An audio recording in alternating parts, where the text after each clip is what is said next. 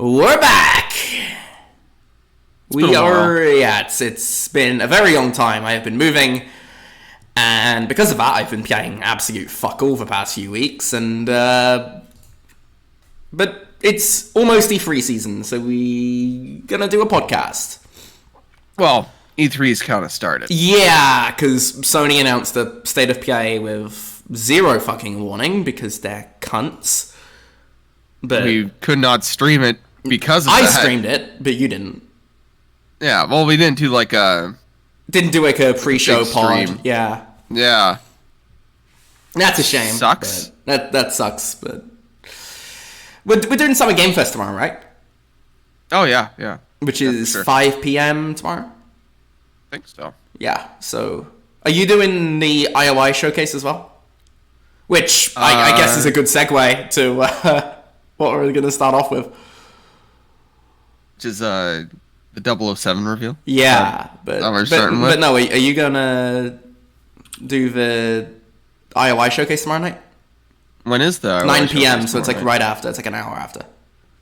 Oh, okay, yeah. So we could basically just do it as one stream.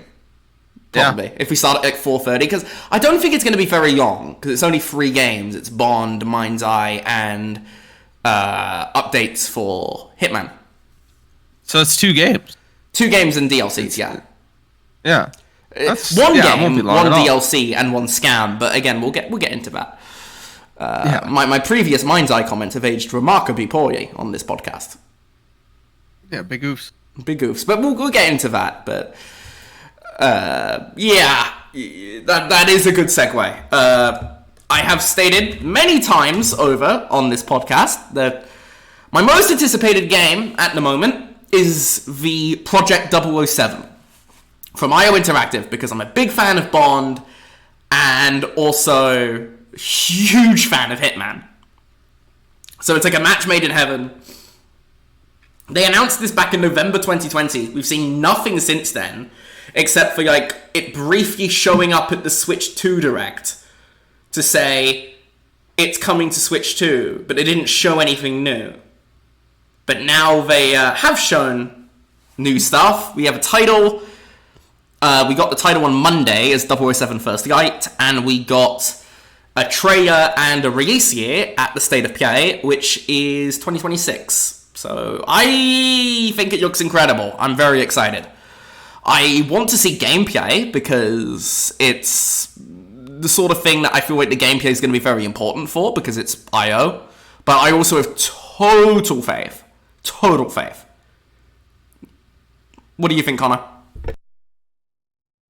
How the hell is this thing going to run on Switch 2, first off? I don't know, because like Hitman's pretty optimized, and it seems to be using the Glacier engine again, so like maybe it'll run well on Switch, I mean, but it looks good. I had zero expectation for 007. I really didn't. Not my thing. Yeah. I played GoldenEye when I was a kid on the N64, that's about it. But like, it looks not seen any of the movies? Really good. I watched the movies, but like I'm not like a huge Bond guy. Like there's people who are like, my dad, for instance, is a huge Bond guy. Yeah, I'm one of those people. Yeah, it was never my It's our culture. The great British culture. It's almost like a cult. Like, it's very funny to me, but honestly, it looks really, really good. Yeah, it does. The one thing I do think looks kind of off are the facial animations. But it's still that's kind comes of out next fine. year, right? Yeah, and also Hitman didn't have that great facial animations either, so it's okay. Yeah, it's not going to be like fucking Mass Effect Andromeda's facial. No, it doesn't look that fine. It looks okay, but I don't know. It doesn't look like Naughty Dog or Expedition 33 or whatever. I think facial animation doesn't bug me as much because I'm so used to playing the Japanese mocap games in English. On Expedition 33 is insane, by the way. Oh, yeah, no, it's really good. For a team of like 30 people to have mocap work that good. Crazy. Yeah. But anyway, that's besides the point. I'm very excited. It's coming out 2026. It is by far my most anticipated game right now. Wolverine would probably be second, which might also be next year, but we don't know. Yeah, fucking haven't seen Wolverine in like 4 years. Yeah, Besides that giant leak where they showed off alpha gameplay. Yeah. People were saying that they were thinking it was going to show up at State of Play. I never thought it would. I think it's... Maybe next time we'll see it is the September State of Play, but June felt too soon. I'm surprised they haven't even mentioned it. Like, it's still always off, though. It's shown like, later. It's like end of next year, so... But like sometimes Sony does that. They're just like, yeah, it's whatever you're thinking isn't going to be here. It's going to be different. You'll see the thing that you want later. I think Sony really want to do shorter marketing cycles after they spent like 4 years marketing Death Stranding and Last of Us 2. Yeah. Those games were announced in 2016 and they came out in 2019 and 2020. So, although having said that, they did announce Intergalactic recently and that's still apparently a ways out. So maybe not. Maybe they are just a fucking shambles. Who knows? But I guess that's 2030 good segue because I feel like that was kind of like the intro because we talked about 007, but there's not much else to say on it except it's real. I've seen it. It's my most anticipated game, and it's still my most anticipated game. I think it looks incredible, and there's a showcase coming tomorrow. Is there anything else really worth mentioning on Bond? If they show the same trailer tomorrow that they showed at the PlayStation State of Play, which that's happened before. Yeah, it actually would be the sort of thing they would do. I hope we see some... I mean, we saw bits and snippets of gameplay, but I want to see like a demo. I want to see a level. Yeah, you want to see like something. Yeah. Like something real. But interesting they did not give like a window beyond 2026. So maybe... I was thinking it might be on Monday when they showed... like a teaser for it. It's like, oh, okay, maybe this is out like at the beginning of next year. But I feel like if it was early 2026, they would have said that. So it's probably summer or fall 2026. It's probably about a year out. What do you think? Which, I mean, yeah, I could see it like later 2026. Yeah. But like easily later 2026. Just dodge fucking dodge GTA and you're good. Yeah, GTA's probably going to get delayed again. Yeah, Anywho. Delaying it. Anywho. Sony time, I think. We good on 007? I think so, yeah. Alright, there was a State of Play. It was basically Sony's E3 conference, and I think it was a good show. It was one of the better ones. Yeah. Usually they're terrible. I mean, I thought the one in February was better than this. I mean, beyond Bond. I mean, I'm biased towards this one because we got to see the game I wanted to see for years. So in that sense, it's a 10 out of 10. Like, it's straight up 10 out of 10 show. But I feel like it's also kind of ridiculous to judge a whole showcase on one game, even if for one game it's going to be the best game ever made. But... oof. That's some cap, bro. That made me cough. That's how much cap there was there. Huh? Also, the February State of Play was kind of what's the cap? What's the cap? It's not going to be the best game ever made. Come on. I would consider Hitman to be one of the best games ever made, so I trust IO Interactive. Best game ever made already came out. Yeah, Hitman 3. Yeah. Fire Emblem Radiant Dawn. Give it the times. Give it the times, bro. Anywho, I thought this February one was pretty good because we had the what was the Tides of Annihilation they showed off there, and we saw Saros, and we saw MindsEye, which at the time I was excited for. We saw WWE. We saw Split Fiction. Let me see. State of Play, Feb 2025. There was some stuff there that I was like, oh yeah, that was sick. Saros. Borderlands 4, okay. Your Soul Aside, that does look good. I was expecting to see a trailer for that at State of Play, but we didn't. You saw Shinobi? Yeah, Hell Is Us. That was a decent show. That was probably a better show than yesterday's. Beyond 007, because bias. No, I think showing off Silent Hill, Pragmata, Romeo is a Dead Man. These are just off the top of my head. Oh yeah. Anyway, I feel like we're getting ahead of ourselves here. A little bit. Digimon. What opened the show? If I can't remember, it was that Tetris Effect thing, right? Luminous Arise. Yeah. Yeah. That was kind of an underwhelming opener, to be honest. I think that was a bit of an underwhelming start. Probably going to be a banger, though. Oh, I'm sure it'll be a good game, but it's just not the sort of thing I would open a show with, you know? And then they did show Pragmata, so that's cool. It's real. It's real. It's a game. They showed this off at the initial PS5 reveal event. Yeah. 5 years ago. And then did they ever show it again after that? No, it just went completely MIA. I mean, they finished Treya with like a little note saying, "It's real, XD." Yeah, like... Yeah, our bad guys. We announced it 5 years ago with a release date of 2022. And then just said fucking nothing. It does look good, though, I think. It definitely has that Capcom vibe to it. Yeah, but... Capcom are probably one of the most consistently... I mean, I'm not a fan of all of their games, but like I feel like Capcom always put out something at least okay. They never put out some dog shit, you know? Except for that, what was it called? The multiplayer spin-off they did, Exoprimal.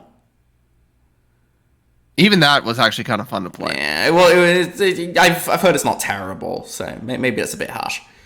But like, yeah, between like Resident Evil, Devil May Cry, like... Probably a good point. They're releasing Okami. Do you think that's why Resident Evil wasn't there? Because they're showing... Maybe they're showing Resident Evil tomorrow and they wanted to give Pragmata its own moment. Yeah, they could be showing it somewhere else. Or... Yeah, but maybe the reason they're showing it elsewhere is to give Pragmata its own moment. Because it's from the same publisher. Yeah, I can see it.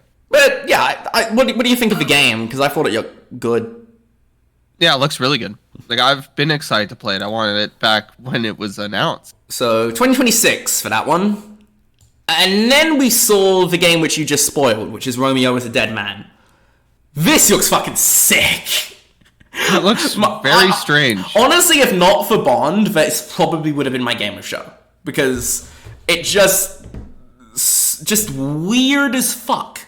In a good way. I want this. It's out 2026, and they did not give a firm release date because they are scared of GTA 6. Apparently. Yeah, I can Which see it. I think is going to be a very, very common thing in the next little while. But, apparently the reason they didn't give... They started out really Japanese heavy. Yeah, I thought it was a really strong start. I thought the midsection was like kind of bad, and then the ending was quite strong again. No, I'd rather die, actually. That's gonna be game of the year, dude. Oh god. The game that they keep showing off. It's between that and MindsEye for sure. Anyway, Silent Hill F was next up, which I think looks fantastic. Hold on. Oh, sorry. One more thing. I'm excited because these are the guys that did No More Heroes. Yeah, it's Suda51, right? Well, it's they did like developing and publishing on the Switch version.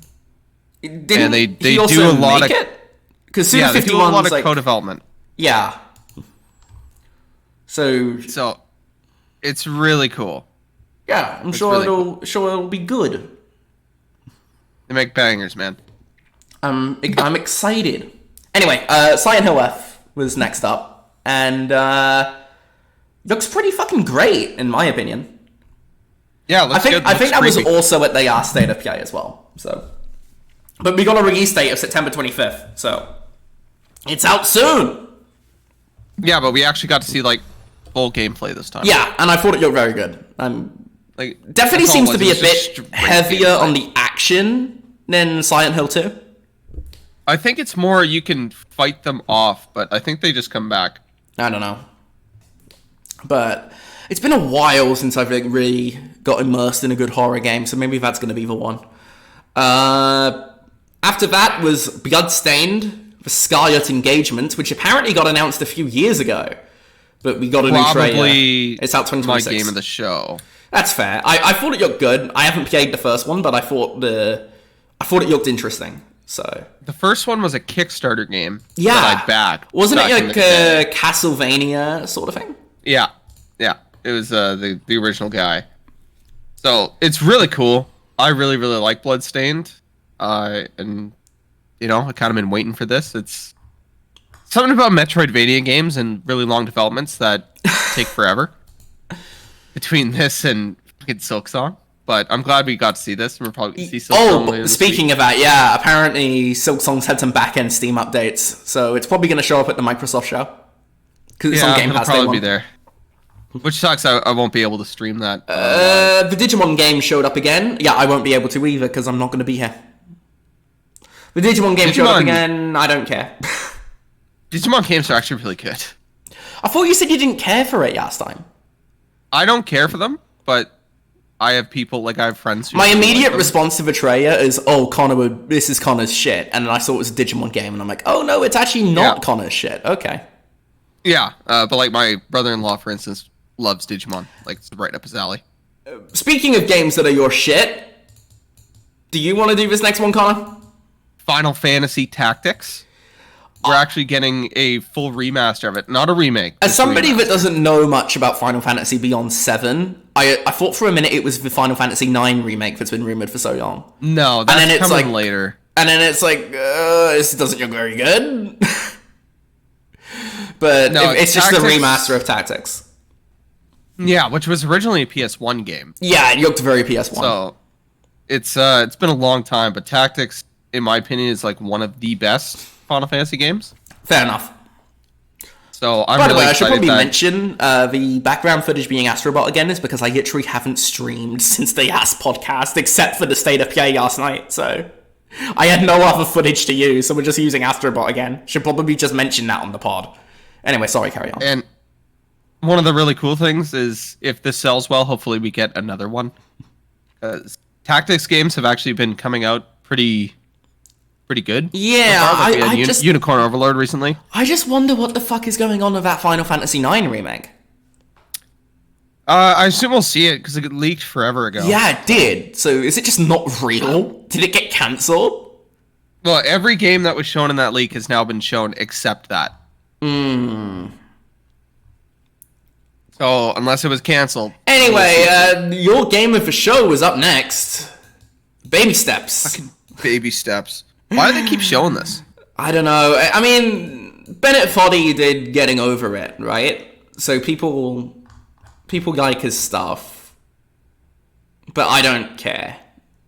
Yeah, I don't care either. I don't care.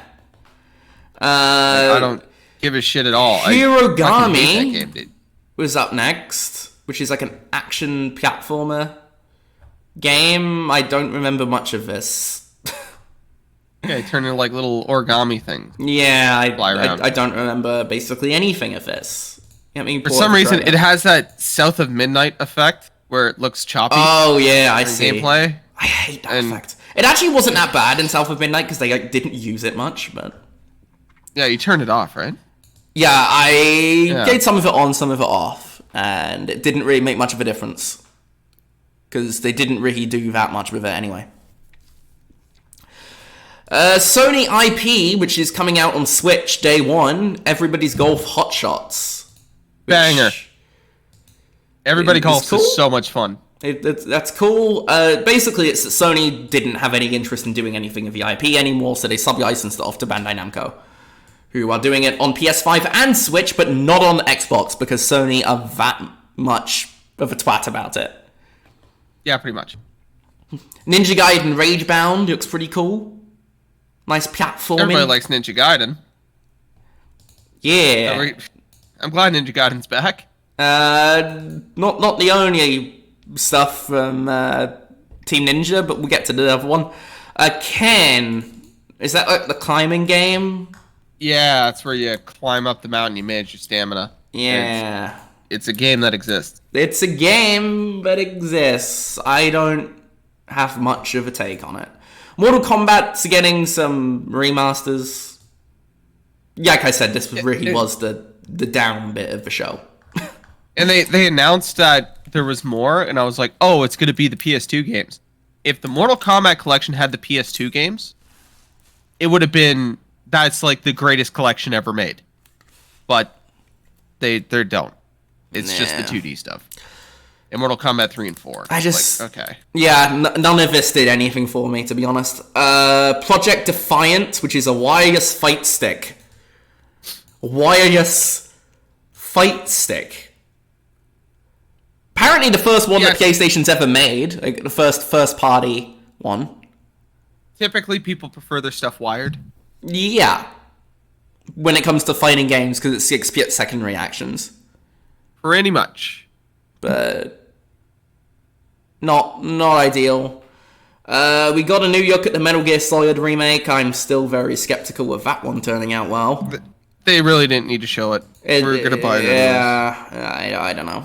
I wonder how Kojima feels about his publishing partner showing it off. Oh, I wonder how he's going to feel when it outsells Death Stranding. It is not going to outsell Death Stranding 2. You have to be serious here. Oh, it will. Death Stranding sold, like, what, 20 million copies in the end? Like, it was very popular. I think it'll have a bigger launch, because Death Stranding did very well on PC. So, it'll probably be the sort of game that has, like, a relatively soft launch and a long tail. But Death Stranding did pretty huge on PC. Metal Gear Solid 3 won't sell it. Don't think so. For one, I don't think the reception to it's going to be that positive.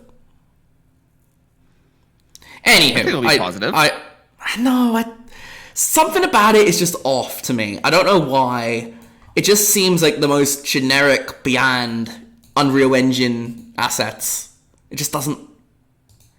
I'm not a fan. I don't know why, but something about it is off. I'll probably play it. You'll like it. I'll probably play it, but... Yeah. Going back to Team Ninja, they did finally show off their other game, because Team Ninja put out a lot of video games. Like, a lot of video games. They basically put one out every year at this point. They have Neo 3. I really like Neo. Which, interestingly, was not PlayStation published. Was Neo 2 PlayStation published? No. Yes, it was. 1 and 2 were PlayStation published. This one's Koei Tecmo. Huh, that's odd. So... Also, Rise of the Ronin was PlayStation published, although that kind of bombed, so maybe Sony were like, actually, you suck. Yeah, maybe they're like, no more of that shit. I don't really care. Not a Neo guy. Not doing anything for me, to be honest. I like Neo. Neo's really good. Fair enough. I'm excited Fair for enough. it. And you're no longer Irish, so that's a benefit. Next up is quite possibly one of the best surprises of the show. They started showing off a VR trailer. It's like, ooh, what's this? Ooh, bathroom break. And then they show the Eidos Montreal logo. Oh, not a bathroom break. It's a thief game. This looks cool as fuck. Yeah, it's a perfect fit for VR. This was one of the best surprises of the show, in my view. I thought it was fantastic. I'm looking forward to it. It is on the MetaQuest, which is good, because I played like one fucking game on that thing, and the one game I played was fucking extraordinary. But there's like nothing coming out for VR these days, so it's nice that there will be something, and I don't need to buy new hardware for it. Yeah, it's one whole VR game. Yeah, no. Soon we'll have two games. That's fantastic. Yeah. 2 whole games. Yeah, 2 whole games for $400. Fuck yeah. But enough about the PS5 Pro. Oh, God. To be fair, fucking wish you could get the PS5 Pro for $400. Well, I could say that about the original PS5 for like a long time. Yeah. In fairness, that they did actually show off some good shit, so... Now's probably not the good time to be making these jokes. But anyway, that one was cool. It's all third party. It is all third party, but there was a fair few exclusives there, like Neo. Neo is exclusive, by the way. It's exclusive, but it's not PlayStation published. They all go on PC. Yeah, it'll probably come to PC later. I think they come to PC like 5 or 6 months after. I think it was a year with Neo 2. But Sony put all their games on PC after a while now. That's just... It just makes sense. They're just not a competitor. If Sony started releasing their stuff day one, I'd probably sell my PlayStation. Yeah, and that's why they're not going to do it. Like, Yeah. they're okay with people buying games on PC later because there's so many people on PC that will just never own a console. But I think they want to encourage, like, if you really want to play Death Stranding 2, you gotta hurry up. You gotta buy a PlayStation for that. Oh man, not the game to choose for me. Yeah, okay, but I'm speaking more generically here, not specific to you. Looks like it's collecting dust a little longer. But, yeah. Up next was Tides of Tomorrow, which looked very interesting. It was like some sort of branching narrative game from the people that made Road 96. Looks very interesting. And that's out next year, February 24th. It's like multiplayer, but like sort of like ghost multiplayer, like asynchronous multiplayer. Yeah, where people like make choices and you can see their choices as you go. My biggest criticism of modern gaming is how very few things take risks. This looks risky. Whether it's good or not, I don't know, but it has my interest. So, I guess that's good.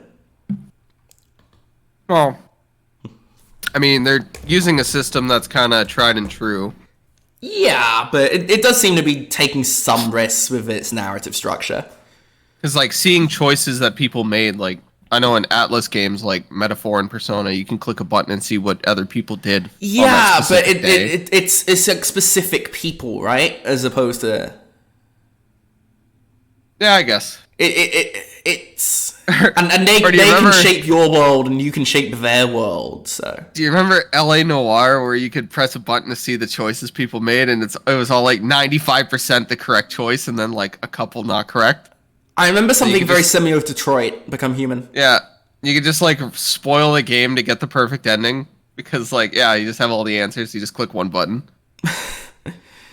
Next up was the game that is currently on screen, Astrobot. Nicholas Doucet basically came up, did a bit of a speech saying thank you for actually liking our game, basically, is what he said. And basically recapped the stuff that was coming out, and there's some more challenge levels, which were the weakest part of the game, so that's not great. But they're coming out in July, and there will be more special bots, including Atsu from Ghost of Yotei. We will come back to that one. And a controller. And a controller, yes, the controller. They're doing a new Astrobot controller. Which looks really cool. They did one that like is like one of the hardest PlayStation controllers to get. Yeah, that's why I like the specialty controllers, because some of them are just like fucking ridiculously hard to find. Yeah, apparently the Astrobot one's like crazy hard to find. So they're doing a different Astrobot one. Like, do you remember the Batman Xbox controllers? No, I don't. Yeah, they officially licensed them for Batman Arkham City. They were shaped like a Batarang. That vaguely rings a bell. Yeah. Next up was Sea of Remnants. I don't remember what this is. This one is like I don't know what this is, because it's like a action turn-based open world pirate game. This one did nothing for me, to be honest. So it could be really good. It could be good, but the trailer that we got didn't do anything for me. Yeah, which is fair. Next up was Sword of the Sea, which does look kind of interesting, but it's from the people that make the Pathia, so it's probably going to suck. I am a certified hater of the Pathias. I think it's so fucking boring. I mean... The Pathias is a very fitting title, because it is genuinely feels like you're fucking Pathias. It's not good. But this does look fun. I don't know. I kind of like the whole surfing vibe to it. Maybe it'll be good. Maybe it'll be good. It's out in August 19th, and it is day one on the PlayStation Plus Extra catalog that nobody fucking has. Speaking of things that are day one on the PlayStation Plus Extra catalog, FBC Firebreak got a trailer. That is also out on Game Pass. Yeah. So, I'll play it on Game Pass if I ever fucking get around to it. It's apparently decent. It's apparently fun, but... I don't think I'll ever play it. I don't know. To be honest. Then they showed off some more catalog stuff. Deus Ex is coming to the Classics 1 for premium subscribers, Twisted Metal 3 and 4, Resident Evil 2 and 3, and Myst and Riven. So, Deus Ex, Twisted Metal, Resident Evil, Myst, Riven.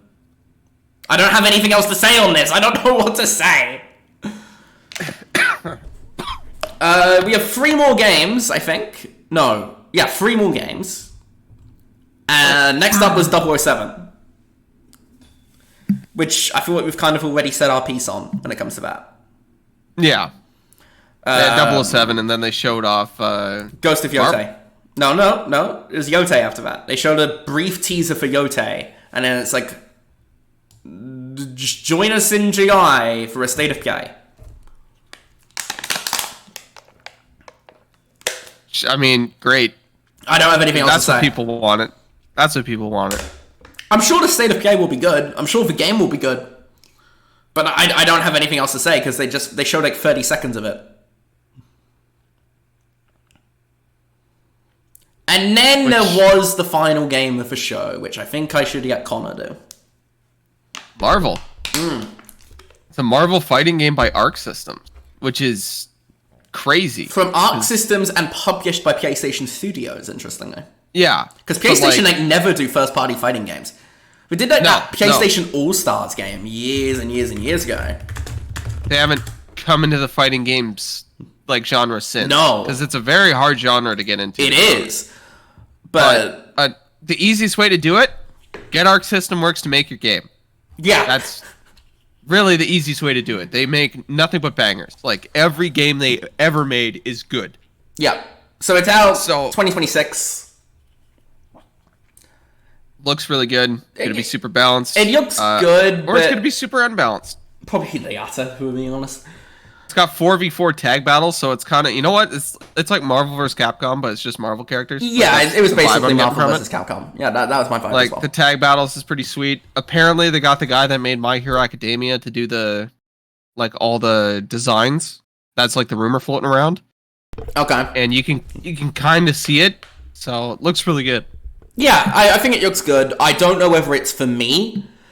But yeah, PlayStation is doing another Marvel game. And it's probably going to be the one PlayStation Live service that actually does well.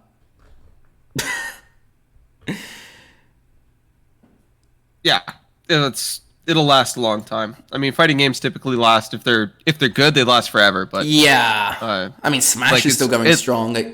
7 years on. Smash Melee is still going on. That came out in 2001. But Nintendo's not making money from that, so. Well, they barely make money from Ultimate. True. But it's one of those, Sony have had a pretty rough go of their live services, but I think this one's one that might actually be successful for them. Yeah, Sony and live service don't go well together. It's like a curse. Which I think is, unless you've got anything else to say on the State of Play, this would actually be a really good segue into the next topic. No, I think that's it for the State of Play. Yeah, okay, right. So at the last episode, we talked about PlayStation stuff, and it was mostly very positive. You know, Death Stranding 2 gets previews and are universally positive, and other stuff that I can't remember. There was the Borderlands State of Play, there was the Bungie MOBA stuff, there was loads of different stuff. Their software sales are going well. It was mostly positive Sony news last episode. I shit you not, about 30 minutes after we stopped recording that, there were 2 major stories, very negative stories, about Sony that they dropped 30 minutes apart from each other. First and second tower shit. Was that too far? What do you want to start with? We'll start with the one that was first, because I think the Fairgames one was first. Jade Raymond has left yet another studio. They did tests for Fairgames. They went very poorly, apparently. And Jade Raymond is gone. Which just is pieced out. The 3rd studio in a row she left without making a game. Because she left Ubisoft to found Motive. Didn't release anything with Motive except for the Battlefront 2 campaign. pieced out. Her project got cancelled. She pieced out. And then Motive went off to make Star Wars Squadrons or whatever. After that, she founded Stadia Games and Entertainment. And we all know how Stadia went. So that shut down. She left. Founded another studio for PlayStation. Haven. Yeah, Haven Studios. And now she's gone there too. At some point, you have to wonder whether she's the problem. Is it the biggest grift? I mean, she has a very successful resume, right? She is like one of the main people behind the original Assassin's Creed. Yeah, but like... I wonder how much of that was her and how much of it was Patrice Desiree. I butchered that. Patrice Desiree. Fuck. Whatever. It's like, that's almost like a decade. Dude, yeah, of no. Failure. Not counting the Battlefront 2 campaign, the last game she shipped was Far Cry 4. Yeah, which is 2014. 2014. And she was only a managing director for that too. The last game she had like an actual role in was Watch Dogs. To be fair, Watch Dogs was good. To be fair, Watch Dogs 1 was actually good. Watch Dogs 1 was good. But, Watch Dogs 1 has some of the best movement you can ever have in an open world game, by the way. Yeah, I do enjoy Watch Dogs 1. But no, Legion sucked, but... Yeah, Legion sucked. But 2 kind of sucked as well, actually, in my opinion. 2 had cool ideas. It just got really lame. But, yeah, when it comes to Fairgames, not good. It's not good. I do not think that ever comes out, by the way. I do not think that ever comes out. Oh, you think it's just a straight cancel? Yeah. I do not think that ever sees the light of day. Possible. Sony curse. Yeah. Sony's live service is a curse. That Marvel game's probably going to fucking come out as the buggiest piece of shit ever. Because Sony just don't... I mean, they had Helldivers. They almost ruined Helldivers, but they do have Helldivers. Literally. And the Helldivers guys came out and they're like, yeah, our next game's entirely us. It's self-funded. That kind of got misreported, by the way. It's like it's not because they hate Sony or anything. Yeah, no, they were like, Sony are totally cool with us and we might still work with them, but they're just not going to control our funding. I think they just don't want another... Because if you remember back when the whole... You have to have a PSN account thing happened. That was so stupid. That was such a self-inflicted wound. Arrowhead was very against it. They were. The whole time. And Sony forced it on them. So I think they just don't want that to happen again. Yeah. That's all it is. Although they didn't say that PlayStation wouldn't be publishing it. They just said they're not funding it. Yeah. So it might still be PlayStation published. Yeah, it just gives them more control. Which I was actually going to mention a bit later, but yeah, that kind of got reported as Arrowhead rejects Sony, and it's like, not necessarily. That wasn't exactly how it went down. What they said was, we're good. Like, I think it's also about IP ownership, because Sony owned the Helldivers IP, and maybe they just want to make something that's like truly their own, which, from a creative perspective, I totally understand. Yeah, they're gonna make Heck Jumpers. Heck Jumpers gonna be sick. Heck Jumpers. Yeah, Heck Jumpers. Get in there. Good. That's pretty good. Oh god. But yeah, that's.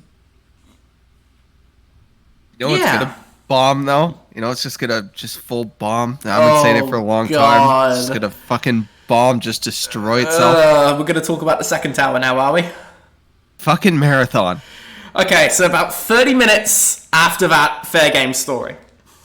Like, genuinely, by the way, these both broke before the last episode of the podcast went up. They both broke while it was uploading.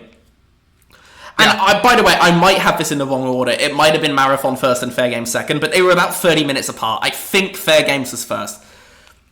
Before we move on to Marathon, I do quickly want to say, it's a real shame what's happened with that, because it was apparently supposed to be out like this year, and then they pushed it back to next year, And now there's rumors it's never coming out. I don't see it ever coming out, if I'm being honest.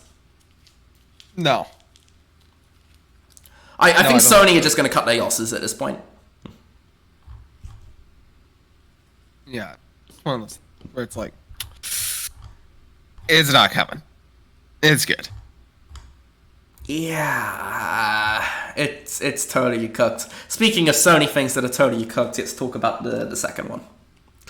Marathon, baby. Oh boy, okay, so I want to circle back to when we first talked about Marathon. I think it was episode 5, but I'm not sure.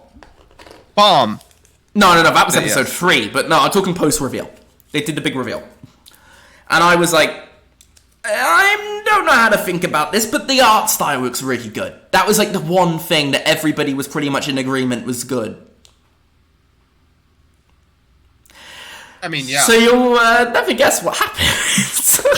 I don't even know how to fucking segue this. They apparently stole their art style. Like, straight up. Like, the whole thing. The whole aesthetic was ripped, one for one, from some random Twitter artist that the art director of Bungie has followed for years. Oh, the whole art team follows them. Like, it's so obvious. It's so insanely obvious that they stole it. It's insane. It's just one of those things where it's like, oh my god. And once crazy. It's not even like a little. No, it's like the whole thing. It's a lot. Like, when I first saw this, I'm like, uh-oh, that's not good. Then I see more, and I'm like, uh-oh, this is really bad. It was a fucking shit show. Like, it's a lot. Yeah. It's not good at all.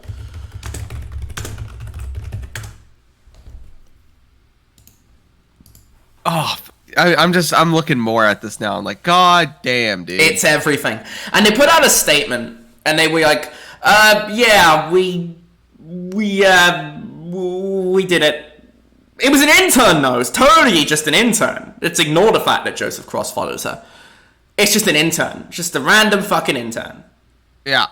It's totally coincidental that it's still in the game.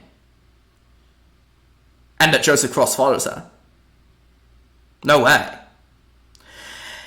Now, if this was the only time Bungie had been sued for plagiarism, we would probably give them the benefit of the doubt. It's the 4th time! Yeah. And we referenced the 3rd one in the last episode. Like, it keeps happening. This like, is back-to-back episodes we have talked about Bungie plagiarism. Dude, the culture in that studio is totally fucked. Do you remember that IGN article, like, a few years ago, which was just, like, the work culture at Bungie, and it was, like, really bad? Yeah. And people were hoping that Sony would fix it, but people were saying that Sony had been too hands-off with them because the problems with Bungie leadership. So it's funny because they complained that Microsoft was too hands-on. Yeah, and now it's kind of the other way around. Microsoft, it's like it's all kind of gone to shit. Dude, it's a fucking disaster. It's fucking disaster. Honestly, you know who looks really good in all this? Microsoft. Well, they got to keep the Halo IP. They washed their hands. But they ruined it themselves. They managed to do it without them, so. Yeah. Nothing. It's not like Microsoft did a 10D fucking. I think they're as bad as each other, if we're going to be honest. Yeah. I think they're both at fault. Okay, I guess Bungie's gone. We'll just make shitty Halo games now. We'll make then all bad this shit games. happens. All this shit happens with Bungie, and now we look back, we're like, oh, fuck. Maybe it would have been like, bad anyway. Shit. Yeah, like, oh man, maybe Halo 4 would have been a ripoff of Twilight. We don't know. We don't know. I don't trust Bungie at all anymore. I don't know, man. We've now had plagiarism for story. We've had plagiarism for art style. I'm surprised that I haven't booted up a Bungie game and it's just Assassin's Creed 4. Like, it's crazy. It's fucking crazy. Plagiarism is like an immediate expulsion from school if you copy more than 10 words. Yeah. Imagine copying somebody's whole fucking life. They didn't just copy his guy's art style. That's his livelihood. Yeah. They copied his whole livelihood. Whatever. And then they just kind of try to brush it off like, oh, it was an intern. Yeah, no fucking chance. Yeah. No way. No way. So, I want to... Marathon, bro. Here's the thing. I am a Destiny enjoyer. Worth pointing out. I am a certified Destiny enjoyer. Congratulations, by the way. It's your month.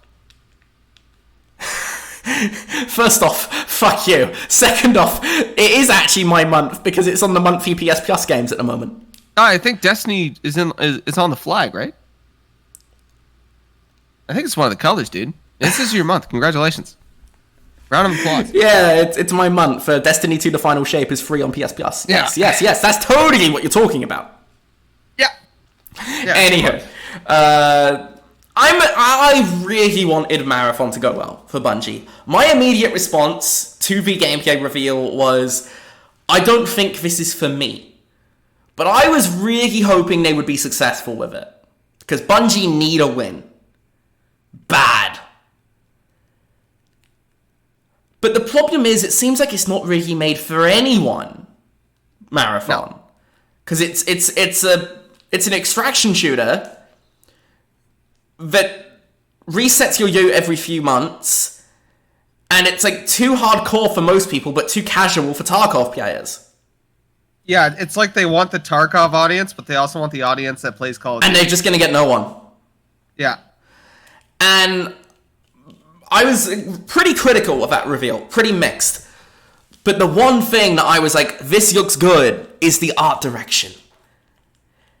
And even that is now an asterisk. Yeah. And Paul Tassi put out an article on May the 19th, which was the Monday afterward, I think.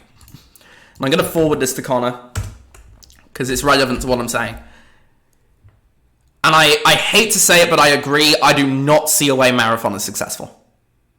Yeah, it's hate to say it. I really do. Because I wanted this one to be successful. I don't think it will be. No. The concept was not good. The reception to the alpha was pretty mixed.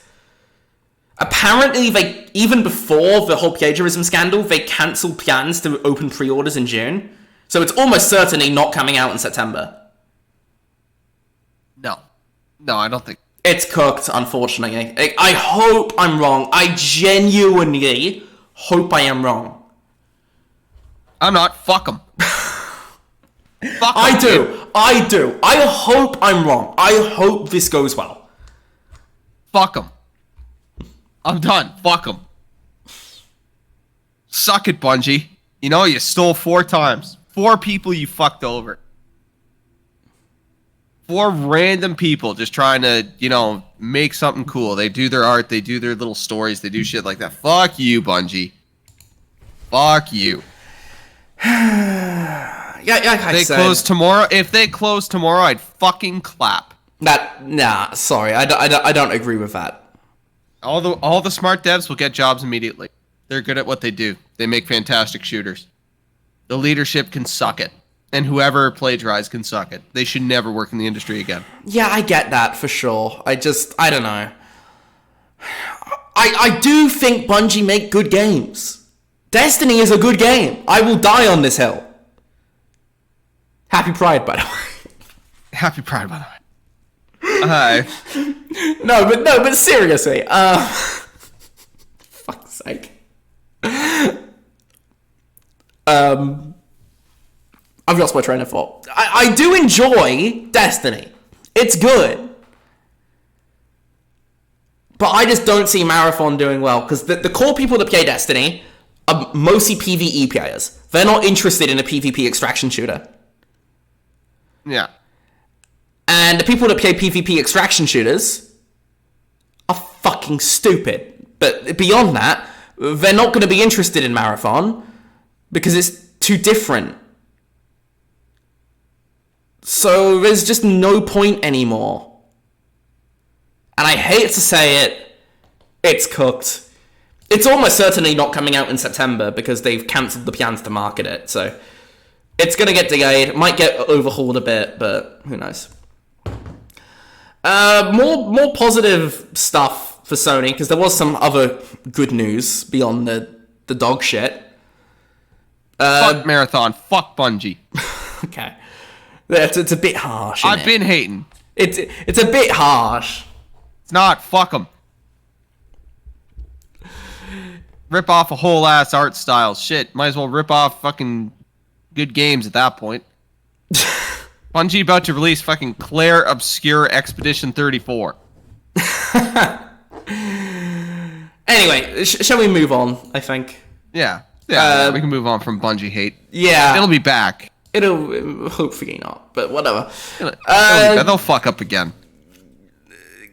In more positive stuff, Sony do obviously have Death Stranding 2 coming up very soon.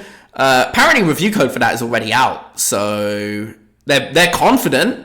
They're confident because they're getting them like 3 weeks early.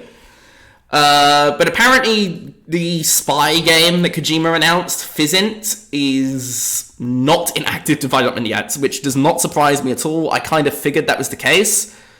But Kojima, Bailey. Apparently, fuck. Kojima's gonna bottle it. He's gonna announce games 10 years out. Yeah.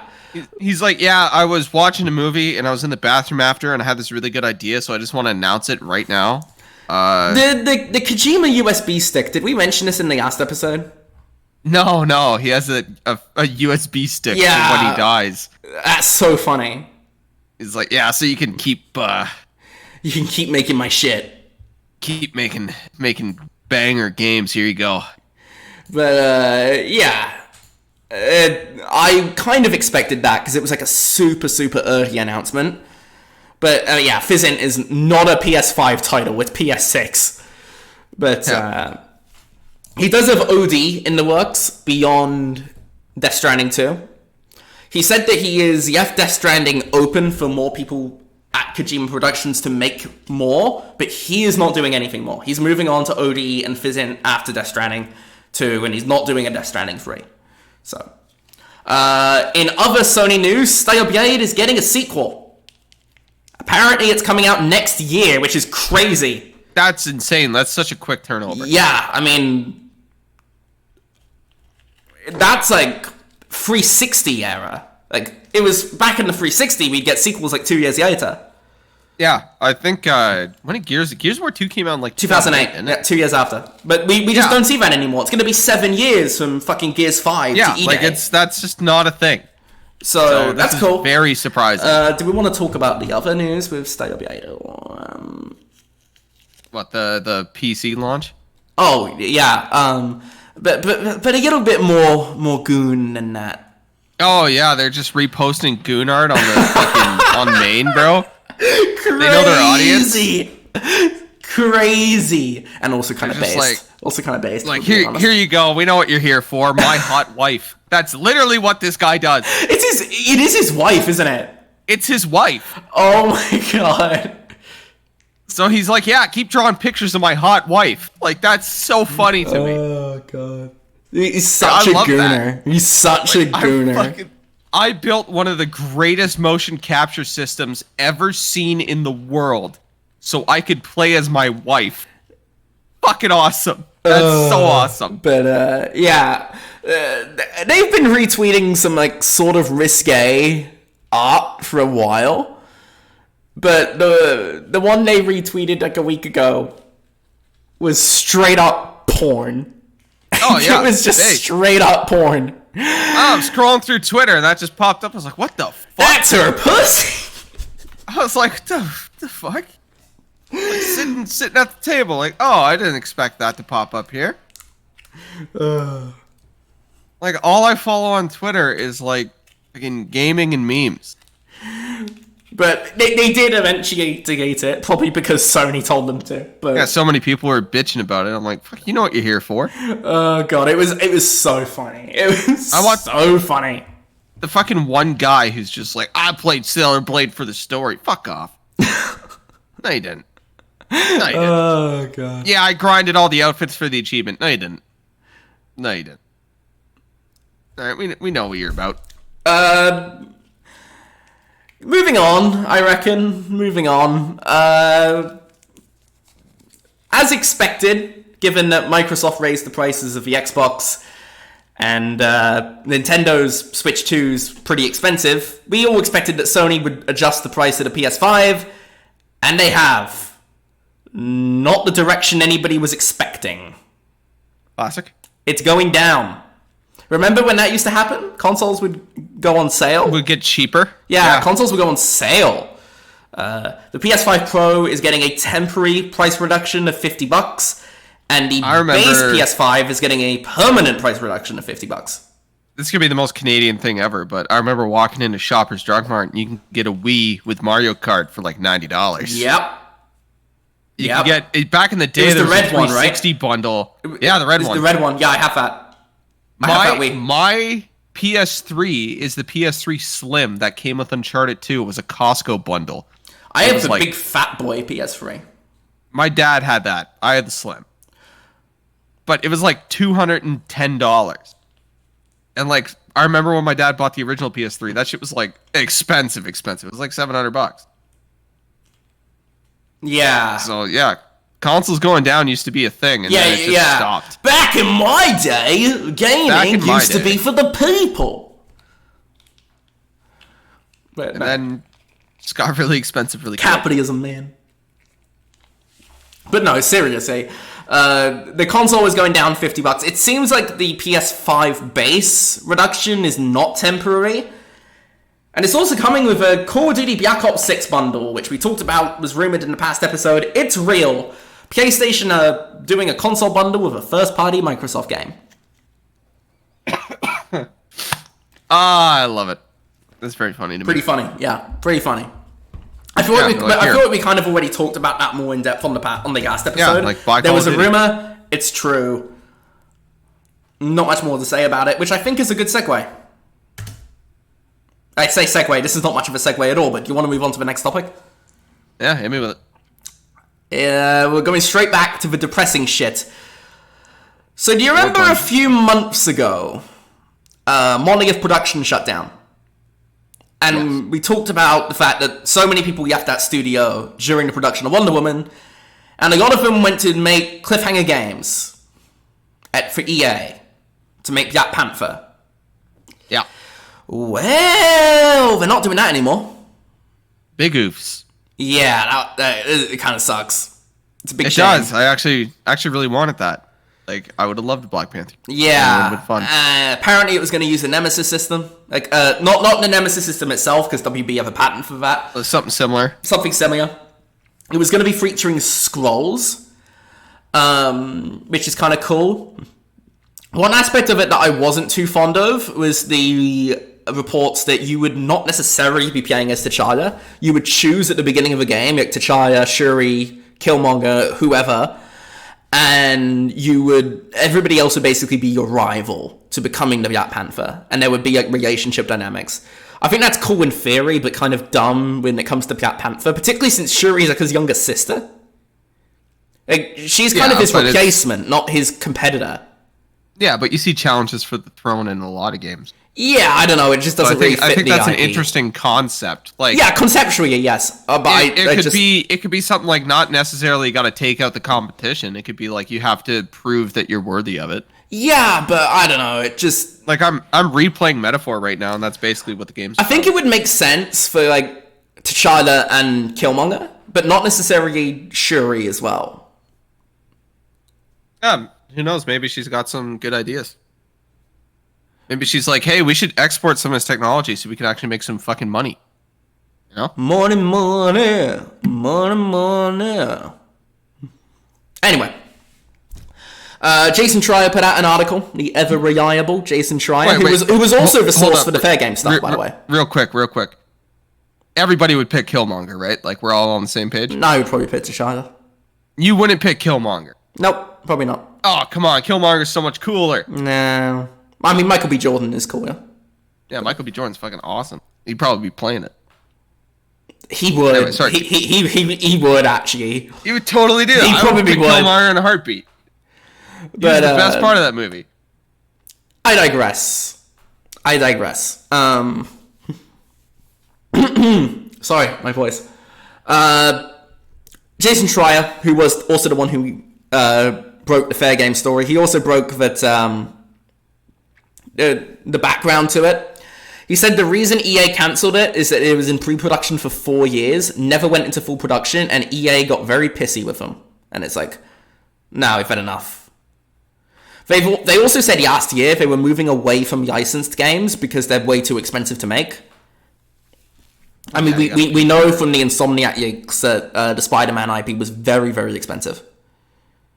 Particularly Disney IP is like super expensive to license, and obviously Black Panther is a Disney IP. Well, because Disney, they need that money. Yeah. You know? Keep releasing honestly, movies that are just bombing.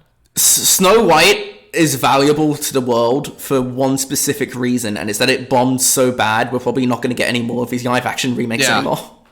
Thank God. Although Aladdin was okay. No, and Mulan was okay. Aladdin was terrible. The thing is fucking that atrociously shit. All the live action. I walked out. That is like one of the 2 movies I've ever walked out of a movie theater for. Like, you walked out of Aladdin? I was watching it with my dad, and I was watching the movie, and I'm like, I was rolling my eyes. It was so boring, and I lean over to my dad, and I ask, "Do you want to go?" And he's like, "Thank God." Yeah, that was me with Into the Woods. Watching, I'm like, what was that like? That was like a musical, right? Yeah, it was. My brother forced me to watch it. But no, I remember we just went into the concourse and we just sat down and started just howling with laughter just because of how shit it was. It was so funny. Probably one of the most memorable experiences ever at a movie theater. And now you'll never have to go through that again because they're just never going to make another live action. I haven't gone through it again because I didn't actually go to see another one of these. I went to see the Iron King, but that was it. That was also kind of bad. But the problem is now is that they're going to charge even more for their IP. Oh, they need to make that money. I mean, to be fair, the Yayo and Stitch reboot's doing well, so remake. So. Oh, the one where. Spoiler alert. Oh yeah. Crazy ending, but it's doing well financially. Yeah, they're like, all right, Lilo. I thought it was Yago. I don't know. It's Lilo. Whatever. Anyway, Black Panther got cancelled. EA is saying it's because it was in pre-production for too long. But also they probably just didn't want to do licensed IP. But they are sticking with the Iron Man game. Maybe it's just that Iron Man's further in development. It's probably closer to coming out. Yeah, it could be.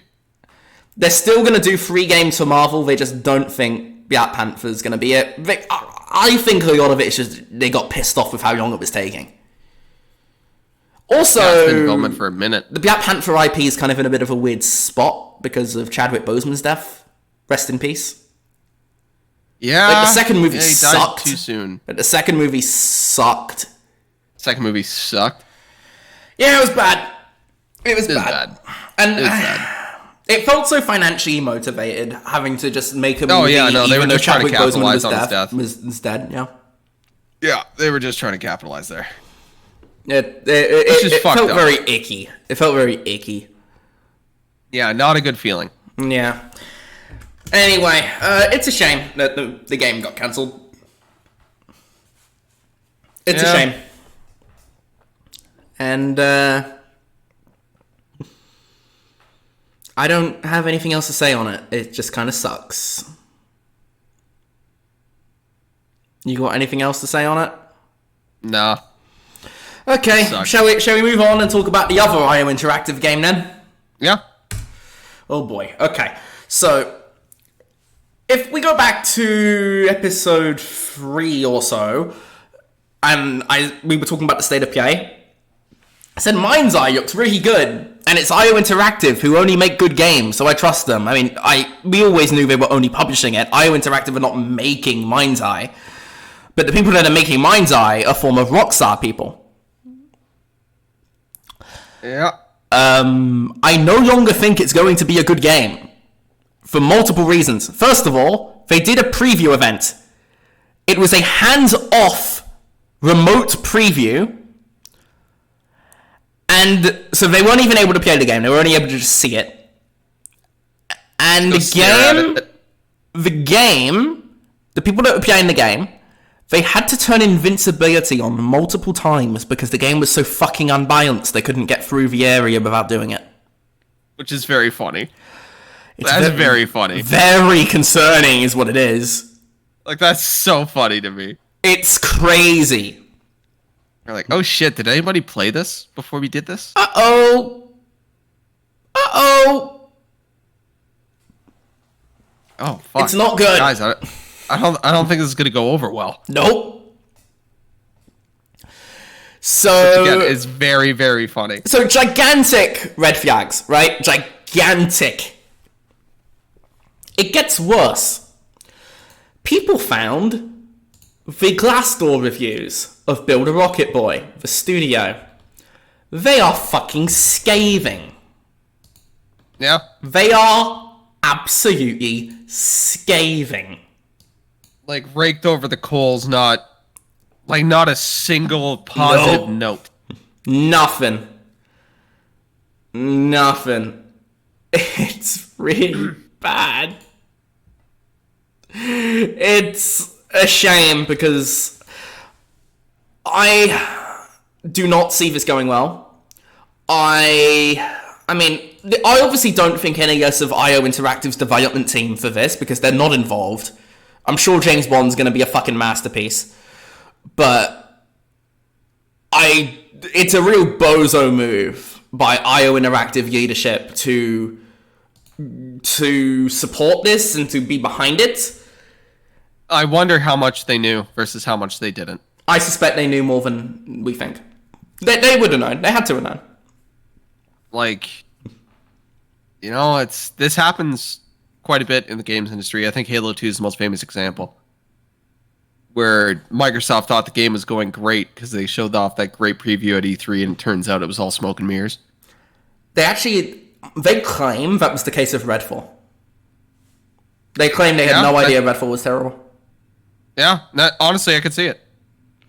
Like, that's something that could happen. But IO are not a huge company. They're making 3 games, Hitman DLC, 007, and the fantasy game for Xbox. They are publishing one other game, which is MindsEye, which is supposed to be the first of their new publishing label. Because IO Interactive obviously used to be owned by Square Enix. They used to be a subsidiary. And then they went independent. Hitman 2 was published by Warner Brothers, I think. And then so. Hitman 3 was their first ever self-published game. MindsEye is only going to be the second ever game they've published. And the first one, basically the best game ever made. So, I mean, I wouldn't say best game ever made. I'd say it was a game that they made. I am, you know me, I'm a Hitman simp. I think it's a masterpiece. Yeah. I think it's one of the best examples of replayable level design in any video game ever made. The fact that they could make levels that you could play for 20, 30 hours and get more out of it each time. Incredible. Yeah, it's one of those, it's really fascinating how well it was. Yeah. Honestly, if I ever got to interview them, I would be like, how the fuck do you do it? How the fuck do you make games this good? Well, did you ever play Blood Money? No. Blood Money was very similar. Yeah, but obviously the World of Assassination games, the 3 newest ones, kind of expanded on those ideas. Oh yeah, it took it to a whole new level. But anyway, we've already been talking about IO because of 007. So I want to be clear that this is not an indictment of IO Interactive's developers. Yeah. I do think it's a bit of an indictment of their leadership because it's not looking good. No. The employee reviews are not going well. They are all saying there's horrendous crunch culture, which is notable because Rockstar used to be known for horrendous crunch culture when Yezgi Benzies was leading them. And there are reports are that it's gotten significantly better. Like, significantly better since Red Dead Redemption 2 came out. Yeah. During the development of GTA 6. Which is good. Like, absolutely good.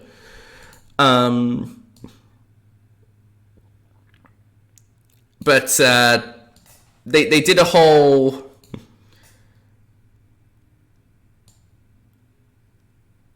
They did a whole thing. They did the preview event. Everyone hated it. And then everybody saw the employee reviews. It's like, this place is full of crunch culture. It's full of this. It's full of that. You'll get fired with no notice. You will fucking...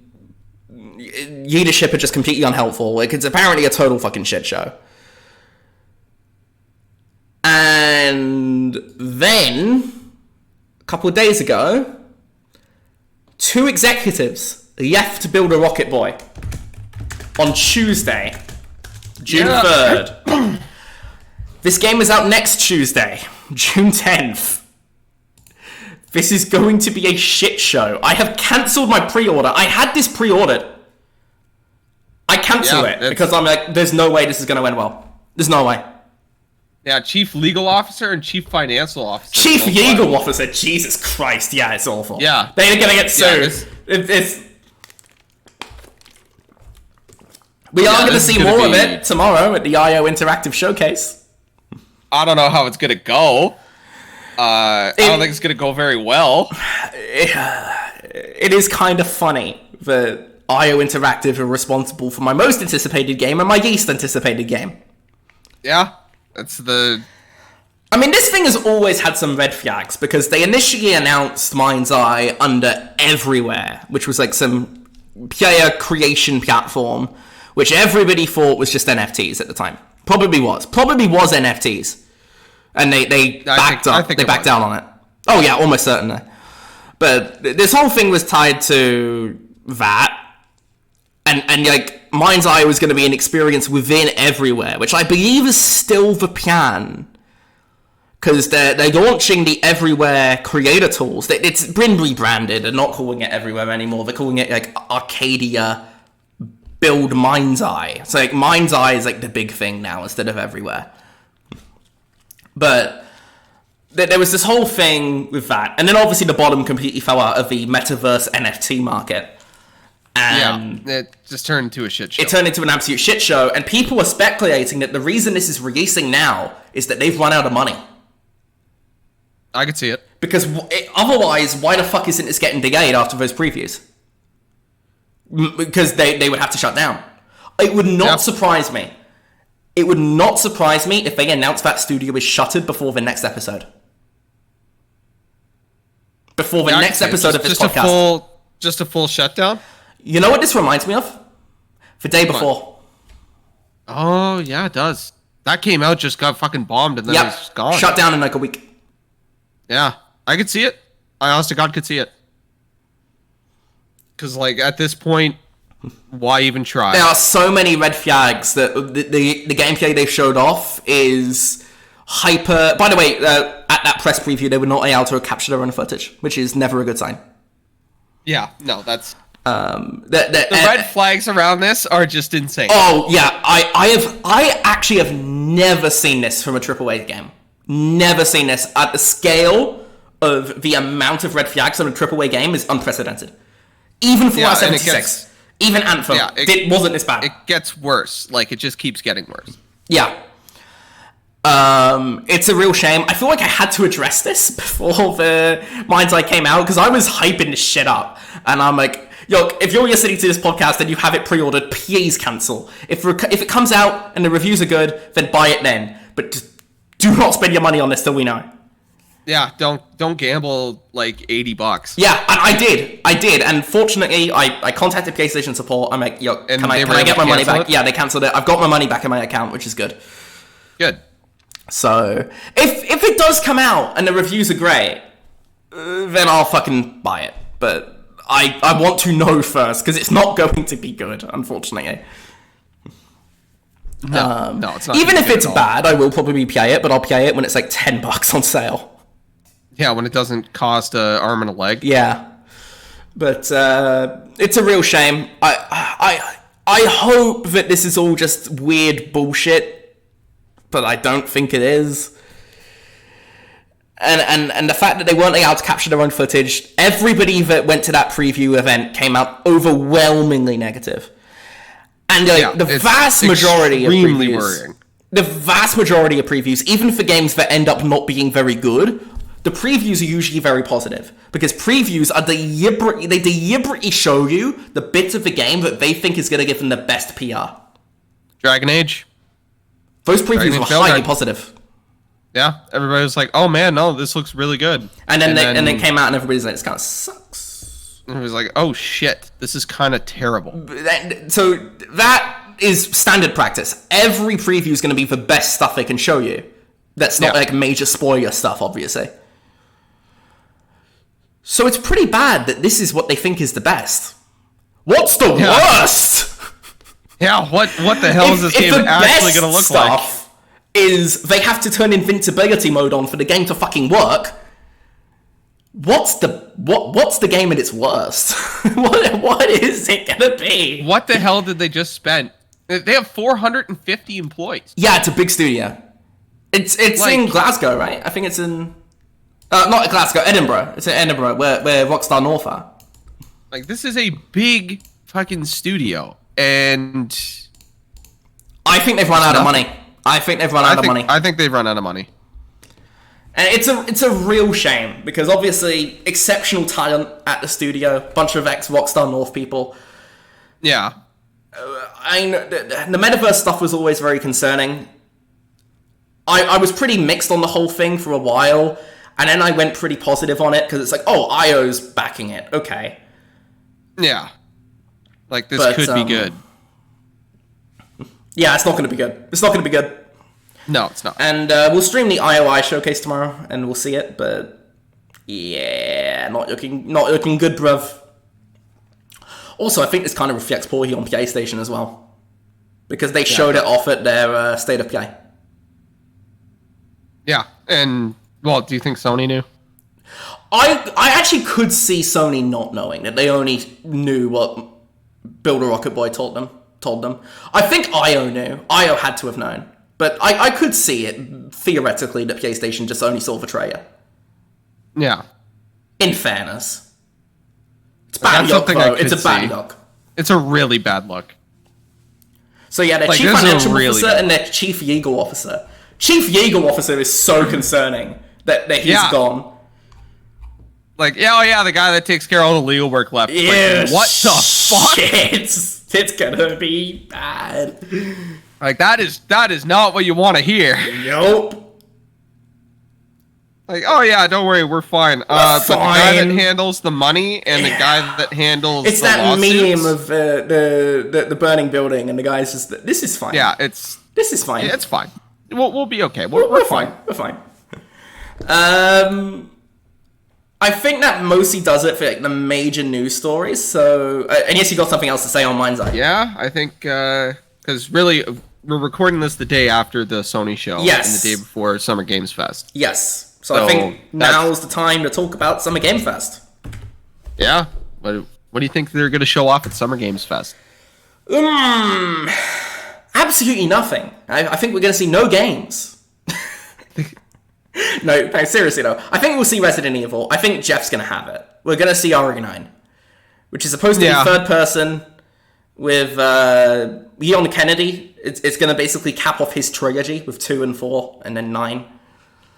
Okay, I'm okay with Leon Kennedy. That's fine with me. And I think it's going to be fucking great, because Resident Evil typically is pretty great. Yeah.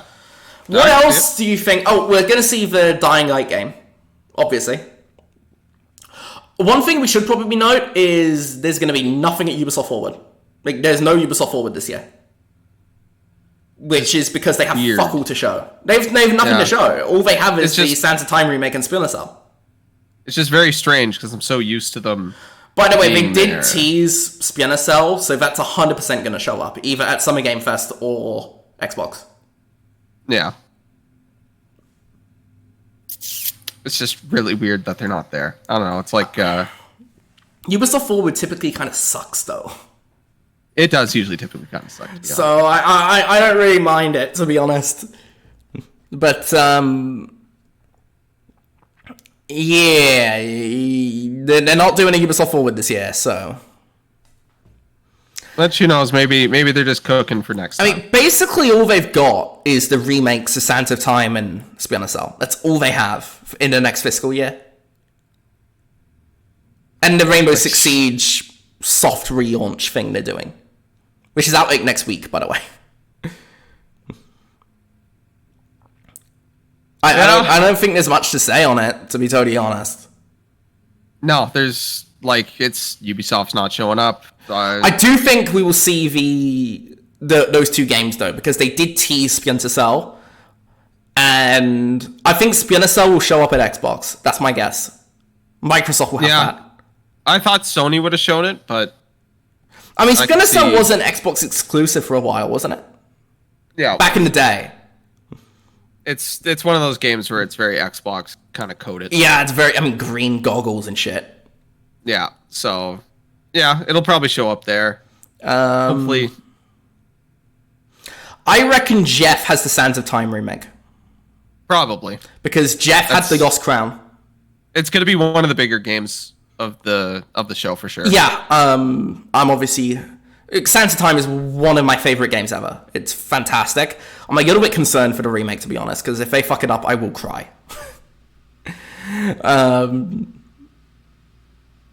I hope it's good. I hope it's good. I think hope it's good. But it's Ubisoft. It's a modern Ubisoft.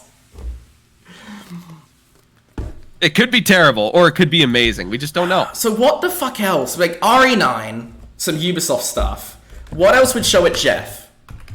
Summer Game Fest predictions. We do know that Dying Light the Beast is going to get a release date there.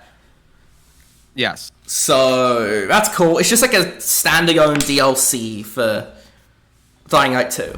Like, kind of like a Mars Morales sort of thing. Yeah. Probably see Borderlands, Mafia, but we already know those are coming out. Do you think we see the new BioShock that they're working on? Oh shit. I don't think so. I think strong maybe. That's a maybe. Maybe. Yeah, I'd say that's a strong maybe. I'd say 30% chance. Yeah, there's a shot that we see it. But when was Infinite? 2013, but that studio's making Judas. Which we might see as well. We could see Judas. I could see us seeing Judas. If we do see it, I think it'll be really short. Yeah. I think it'll be really, really short. It's been in development for a while. Is it Cloud Chamber or something? Yeah, we'll see nothing from Nintendo or anything like that. Nope. I bet they'll do one in September. Or maybe even July or August. Do they still do the PC Gamers show? It's always terrible. Don't care. They never show anything good. Oh, they show off BattleTech usually, and I like BattleTech. Do you think we see that Blood of the Dawnwalker game? Oh shit, I forgot about that. Maybe. That's a strong maybe. I don't know, I'm trying to think of games that we could see that are coming out soon. We could see there's a lot of if I pull up the list of games coming out. What about Directive 8020? No. It's coming out in October. I do not think we see it. Okay. It is coming out pretty soon, so. Maybe, but I'm not sure. We got some gameplay for Onimusha recently, so that's probably not that. Yes. I don't think we see Onimusha. I don't think we see anything from Capcom beyond Resident Evil. That's all we're gonna see from them. Yeah, it's just gonna be that. I think we see probably Crimson Desert. Witcher? Maybe. Don't think we see The Witcher. I think we see Dying Light. Yeah, Dying Light. We're gonna see Dying Light. Yeah, I think. That's already been confirmed. Maybe we do see Judas. I think we see Judas. I think it's time for Judas. That's my guess. I think we will see it.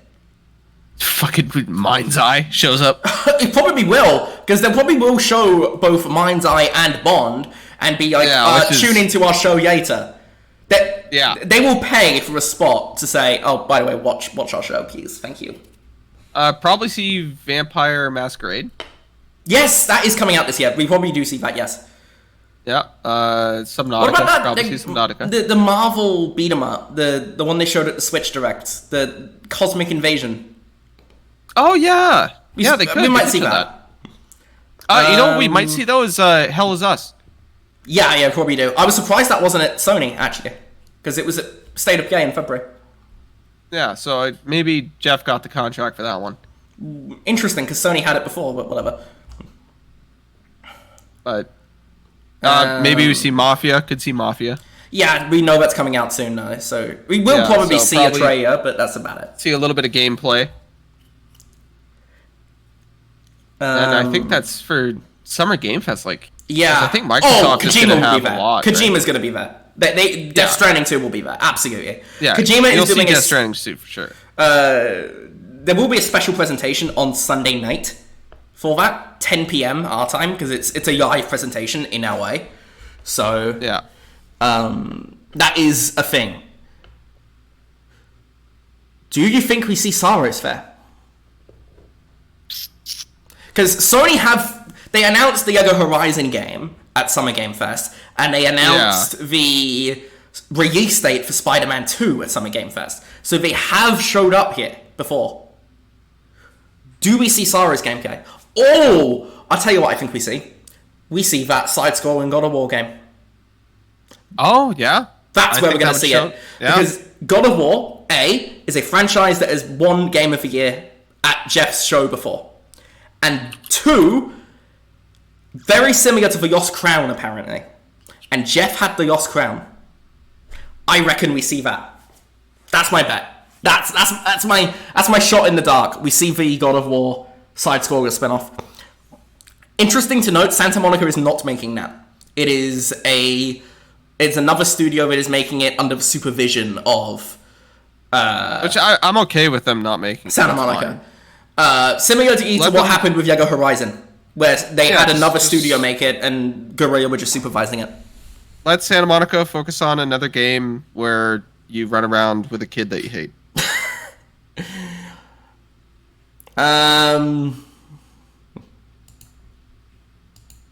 Imagine just Wolverine shows up. I don't think Wolverine's gonna show up. Sony not showing Wolverine at their main show and showing it at Summer Games Fest is kicking the balls to Sony fans. They showed Intergalactic at Game Awards. It could do. Yeah, they did, but... And they showed Spider-Man 2 at Summer Game Fest a couple I years don't ago. think they're showing Wolverine. No, I don't think so. I think that's a shot in the dark. What? Didn't they show off Spider-Man twice? They did. They showed it off at the showcase. Everybody's like, okay, well, what's the release date? And then a few weeks later, they show up at Summer Game Fest with a release date. Yeah, it was the same trailer, wasn't it? No, it wasn't the same trailer. I don't think they showed a trailer. I think they just did like a talk. They just showed up on stage. Very weird marketing cycle for that one. Sega. You think we see anything from Sega? I mean, obviously they got that Shinobi game coming up. We could see. Well, that'd be more PC Game Fest because they have Total War.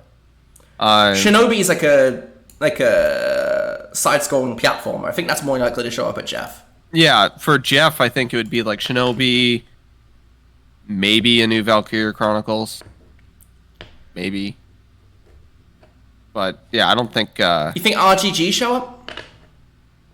With the new Yakuza, they just released one. Yeah, they have that other game coming out though. That's too soon for that. We don't even have a title for it. That's too soon. But like, that's a strong maybe. No, I think that's unlikely. Like they could just like be like, here's another 20-second trailer that gets Connor really hyped up. Do we see the Final Fantasy IX remake? That I could see at. If we don't see it at any point this week, it's not coming out. I'm sorry. It has to be. I think that... I will say, I think Kingdom Hearts 4 is more likely. I think we do see Kingdom Hearts. Yeah, but I think Square's kind of done with the exclusivity stuff. They want it on PC day one. Yeah, so I think Switch too. It's showing up at... They're going to want it on Switch too. Yeah, so it showing up at Summer Games Fest would be more reasonable in my eye than anywhere else. Because like if an FF9 remake comes out, like first off, I'm buying it on every console and PC. What if you hate it? What if you hate it like the 7 remake? I don't think unless they do stupid shit like they did with the 7. You do like the original Final Fantasy 7, right? Yeah, the original Final Fantasy 7 is a great game. The remake is terrible. Do we see remake part 3? No. I don't think so. I think it's too soon. They did say they want it out in 2027. So maybe we get like a small teaser. I think Final Fantasy 9 remake is going to be just one game. They're not going to split it into parts. Yeah, no, probably. I don't know why they split 7 up so much. I was actually okay with it after remake. After Rebirth, I think it was a mistake. Yeah. I think it kind of fell apart with that. Because honestly, then they listen to people too much. And are those Half-Life 3 rumors true? Because I could absolutely see Valve show up here at Jeff. Yeah, it would be. It would be a Jeff. If it's real, Jeff will have it. Yeah. Do you think we see it tomorrow? Shit. I'm gonna say no. I'd say 40% chance. If we buy into these rumors that it is actually in development, I'm gonna say 40% chance. I mean, they made Half-Life Alyx, right, which was for VR. Everybody loved it, but nobody bought it. Well, nobody has VR. That's the thing. Which is a shame. I've actually played it. I played it on a buddy's VR, and it was really good. I don't like VR games at all. And please bring it to MetaQuest. That's my only request. I don't know whether it will work, but like, if you can, please, just bring it to MetaQuest. So, like, I would... If Jeff announces Half-Life 3, I think he becomes the #1 person in games media for all time. I think he already is. I think he is right now, but everybody memes on him, but he has pull, man. He has genuine pull, and he's. But I think like on the he's Mount also Rushmore, Canadian. Ooh-rah! Yeah, like on the Mount Rushmore of important people in games, I think he gets put up another spot. Maybe, I don't know. Because like now he's announced Skyrim and Half-Life. Skyrim, Half-Life, multiple Naughty Dog games, multiple Kojima games, The Witcher for CD Projekt Red. Yeah. Like at what point is enough, I feel like the big marquee game announcements, because the Game Awards get so many more viewers than everything else, the biggest games are going to be revealed at Game Awards. Yeah. Because that's just where the most viewers are, and it's the attention economy these days. I do think we see Directive 8020 though. I do think we see that because it's coming in October, so I think we'll see a trailer for it. Maybe. So I'm going to disagree with you. I'm strong maybe on that. I think we see God of War. Do we see Reanimal? Do you remember Reanimal? No. It's like a horror game from the Little Nightmares guys. Oh yeah. I could see that. I could see that. Maybe. A little minute trailer, yeah. There is also a Little Nightmares 3 in development, so that could also. Well, these shows are typically pretty long. Yeah, right? they go 2 hours. This will be a long one, but they're also filled with like gacha games and mobile fare. So. Gotta love the and gacha. Fucking vaping ads. Yeah, I don't vape. And Clash of Clans. As I take a hit from my vape.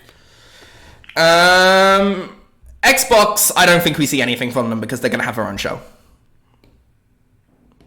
No, I don't. No, Xbox want to have their own. Yeah, they're going to do their own thing. Yeah. Microsoft doesn't typically play well with others. They've shown things at Game Awards. They showed the Outer Worlds 2 at the Game Awards. But they did, yeah. But I don't think they do it outside of the Game Awards. They want to be... during E3 season, they want their own thing.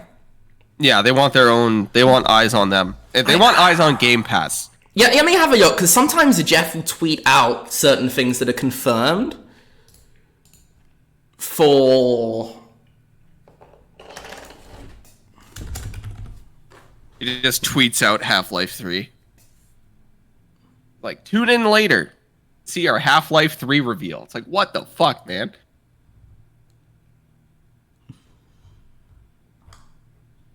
Let me see.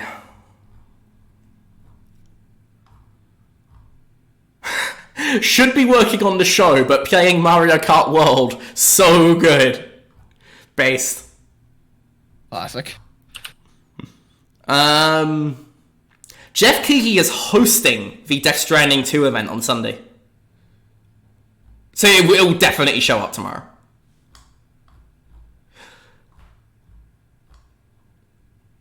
Yeah, Kojima's gonna come out. They're gonna clap around him. They'll be like, Kojima! Kojima's gonna be like, Death Stranding 3 is coming out a week after. From Xbox that we could see at Jeff. OD. Kojima's OD game.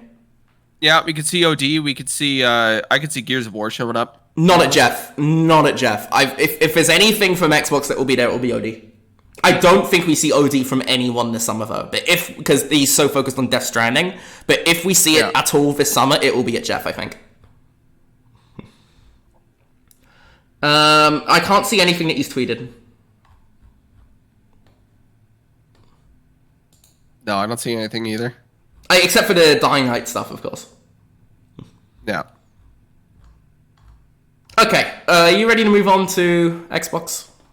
Yep. Okay, this is going to be a more interesting one. First off, do you think we see the handheld? Specifically the third-party handheld, because the first-party handheld is apparently on hold. They've decided not to do it for now because they want to be focused on the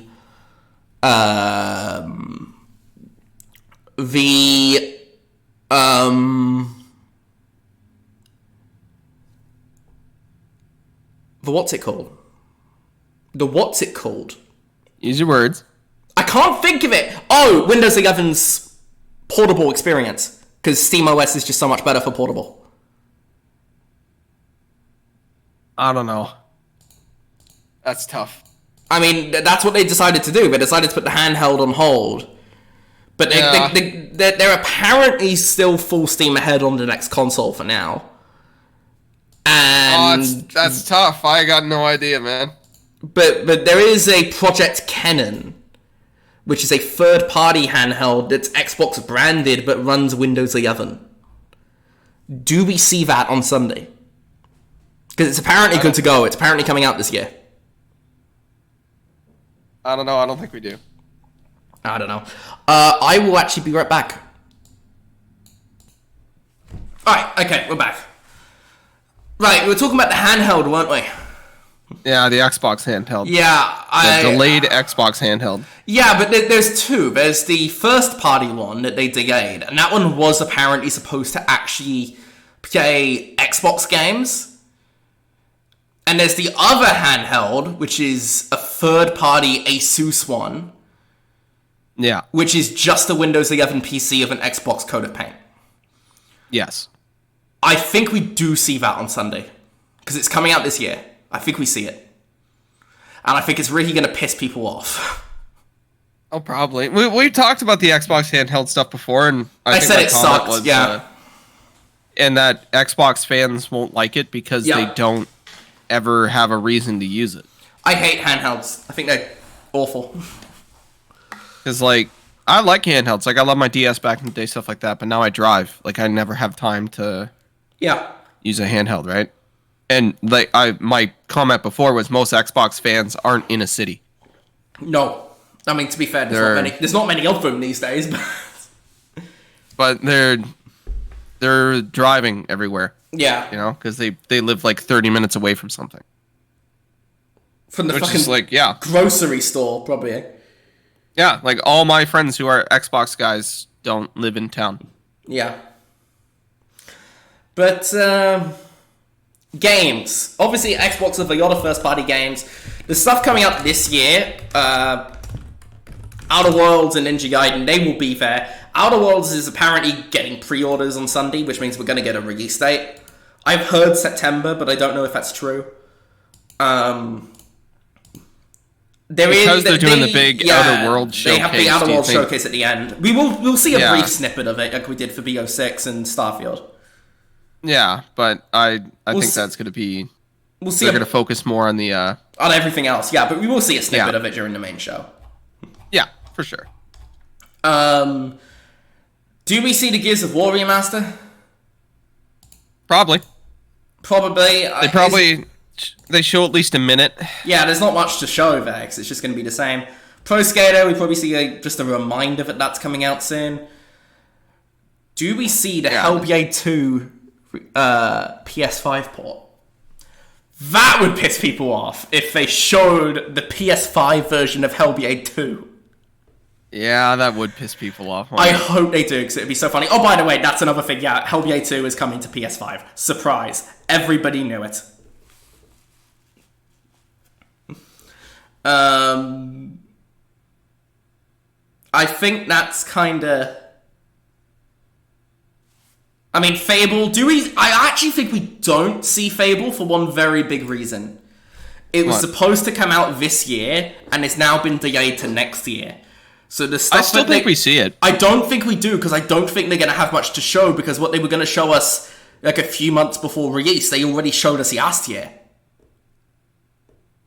No, I don't think we see it. I think the next time we see it will be when we see a release date. That's my guess. I think we see it. I think it's the safe bet to think that we see it, but I think they're not going to show it. I think everything else that's supposed to be coming out next year, we do see. We'll see Gears, we'll see Clockwork Revolution. Do you think Perfect Dark is next year? Perfect Dark 2027, I'm assuming. I think I could see it next year. I think we see it. I think we see Perfect Dark. I think we see Gears. I think we see Clockwork. I think it could be there.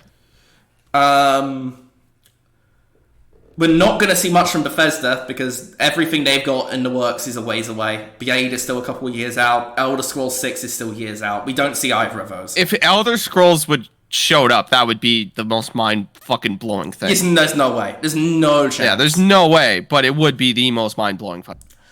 Apparently Toys for Bob's game is Spyro 4. That is going to be announced. There's apparently only 2 first-party announcements. Toys for Bob's game and... another one which I can't remember. What was it? Double Fine. Double Fine's new game. Which I thought we would see in January, but no. So those are apparently the only 2 first-party titles. Both of them are day one on PS5. Yeah. It's fine.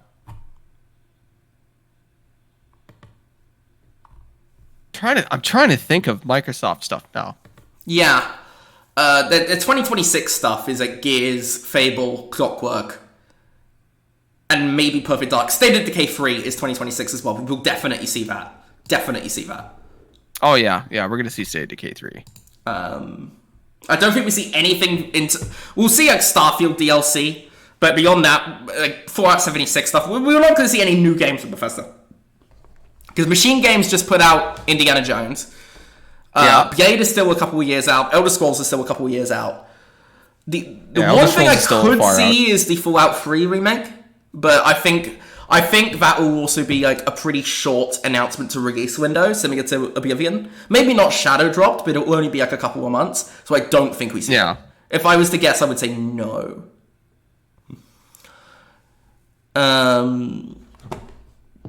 We could see OD, but like I said, I don't think we do because of Kojima being so focused on Death Stranding right now. It's still possible that we see it. It's possible, but if I was to bet, I would say no. Do we see the Combat Evolved remake? I could see that. I could see it. Oh yeah, I could see that. I could see that. Probably an announcement of some other stuff. I'm going to say we do see Perfect Dark, I think. I think we do see Perfect Dark. Yeah, that's... Oh, shit. It's always tough, because, like, we saw it last year. It looked good. I thought it looked fantastic. I'm looking forward to it. Yeah, like, I'm looking forward to it. But do we see it? I'm going to say yes. Yeah, Yeah, no, I'll throw in. Yeah, I'll say yes. I'll say yeah. Do we see Project Mara, which is the small-scale horror game that Ninja Theory are working on? No. I'm gonna say yes because it's been like 4 years since we last saw it. Okay. I'm gonna say yes. Yeah. I'm gonna say no for now. I've heard that Everwild is actually going to surface. I've heard rumors that Everwild might actually be surfacing. Okay. That was announced back in 2019, by the way. Then we would see it. So apparently, it's been like multiple reboots since its initial announcement. Sorry, what other stuff does Microsoft have cooking? Did we see anything from Blizzard? No. Like Blizzard shows up at all? Maybe just DLC for WoW and Diablo or whatever. Did we see like a Diablo thing or like DLC? That's it. Yeah. Did we see like an Activision collection? They just did one for the older games. I wonder if they're going to do it for the newer ones. I can't think of anything that we're going to see beyond Spyro, which they're probably publishing. Yeah.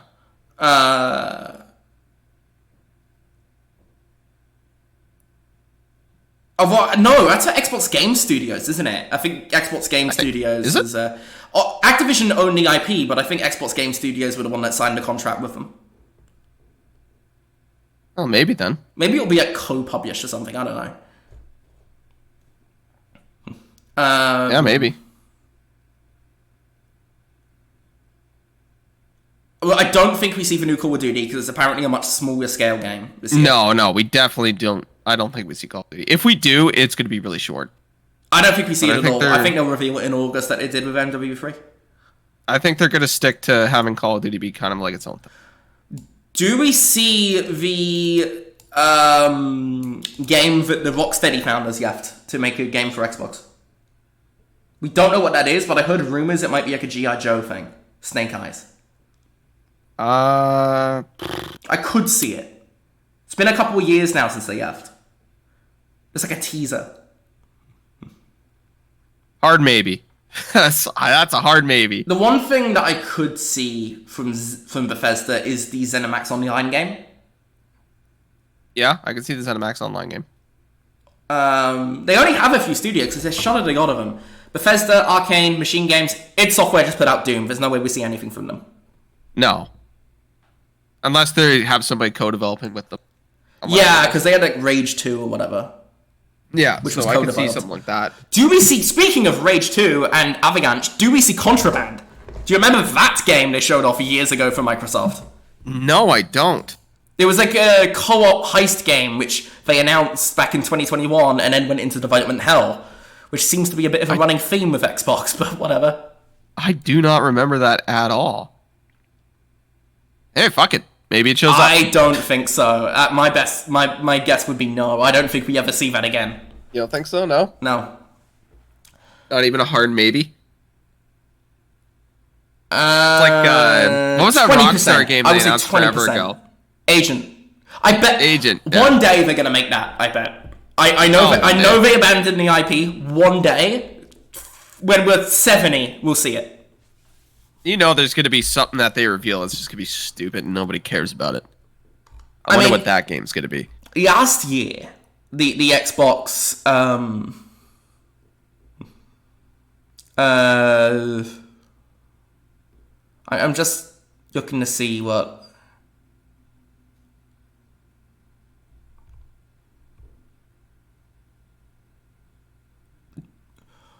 I don't think we see Project Dragon from IO Interactive. I don't think we see that. No, I'm going to say no to that.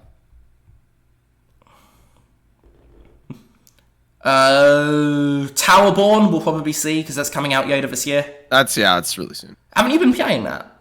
Yeah, it's good. Okay, we'll talk about that in the what you've been playing section. Do you think we'll have time for that? We should do. Maybe.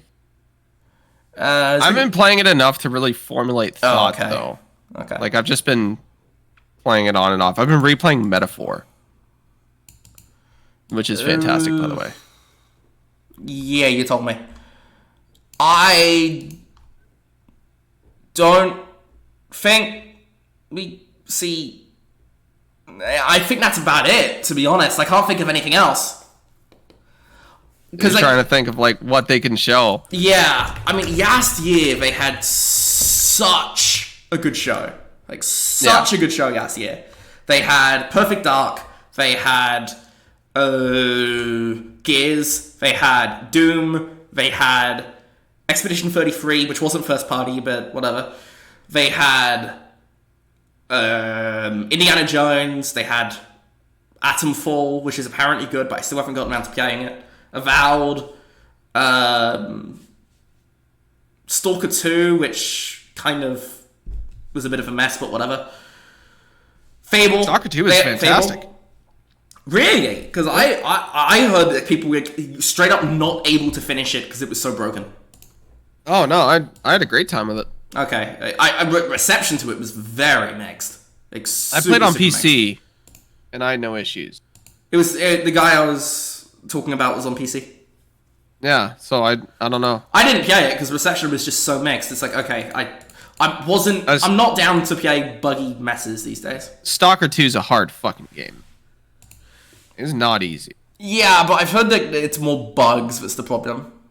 Yeah, but like what I'm saying is like I don't even know if you would like it. Oh yeah, true. But anyway, point is they had some good games, right? They had some good stuff. Yeah.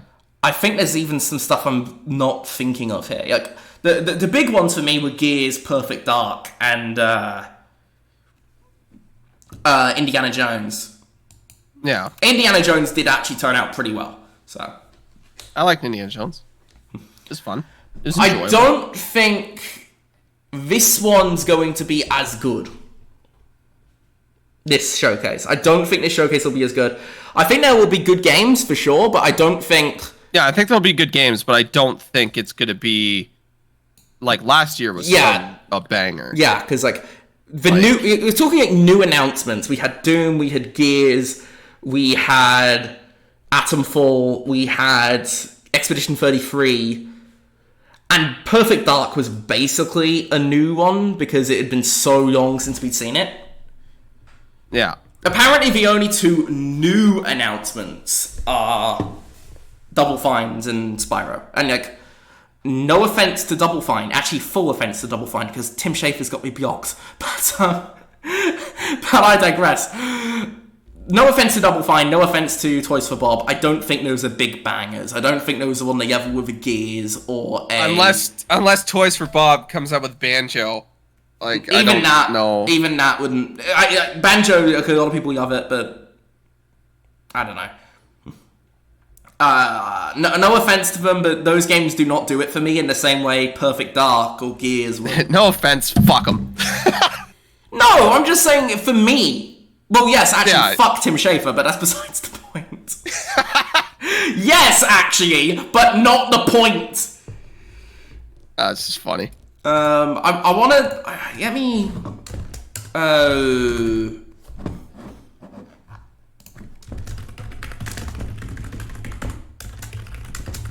Anything else you want to say on Xbox?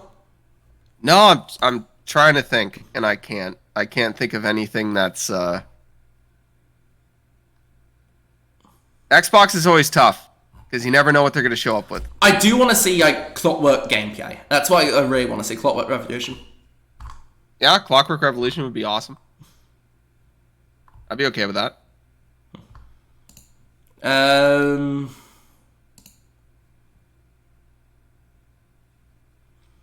I remember Perfect Dark, when I saw that, I'm like, wow, I did not expect that to look that good. Like, I want to see more Perfect Dark.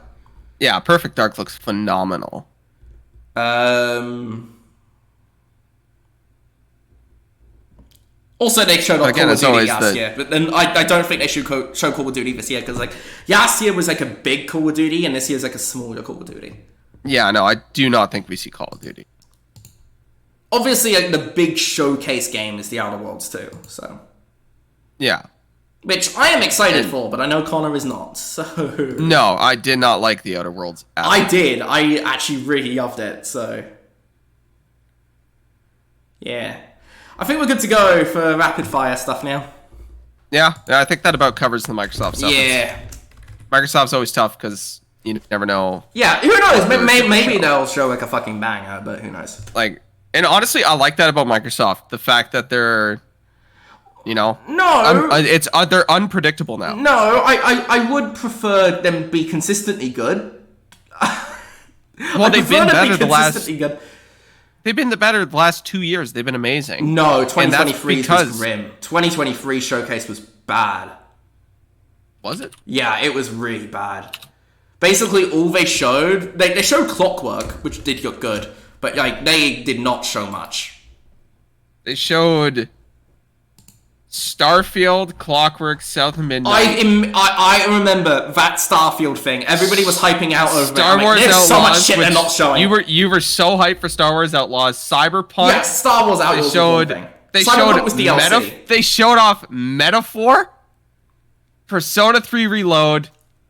Like, no, come on. No, that was come on. That was not a good show. They showed off one of the best DLCs ever created, and they showed off one of the best JRPGs. I don't want to see DLCs at showcases like this. I don't want to see DLCs.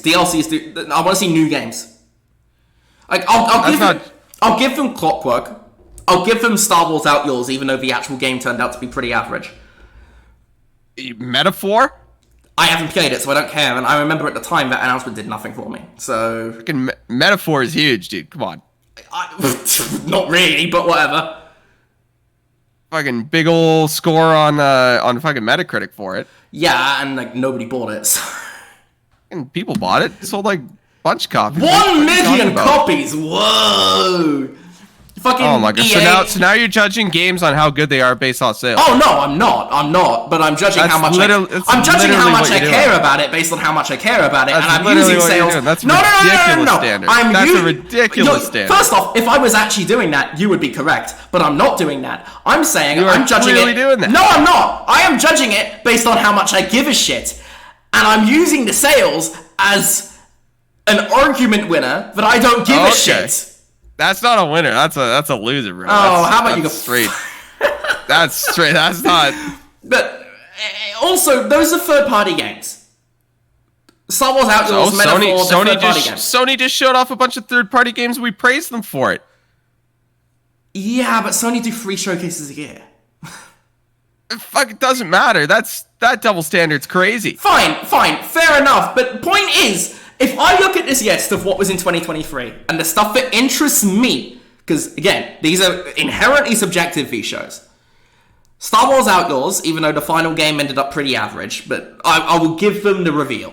I'll give them Star Wars Outlaws. Fables. And Avowed. Fables, whatever. Avowed, I remember being actively very negative on when I first saw it. I remember being very negative on that one. Forza Motorsport, don't care. Cyberpunk, cool, but it's DLC. It really is just Star Wars Outlaws and Clockwork Revolution.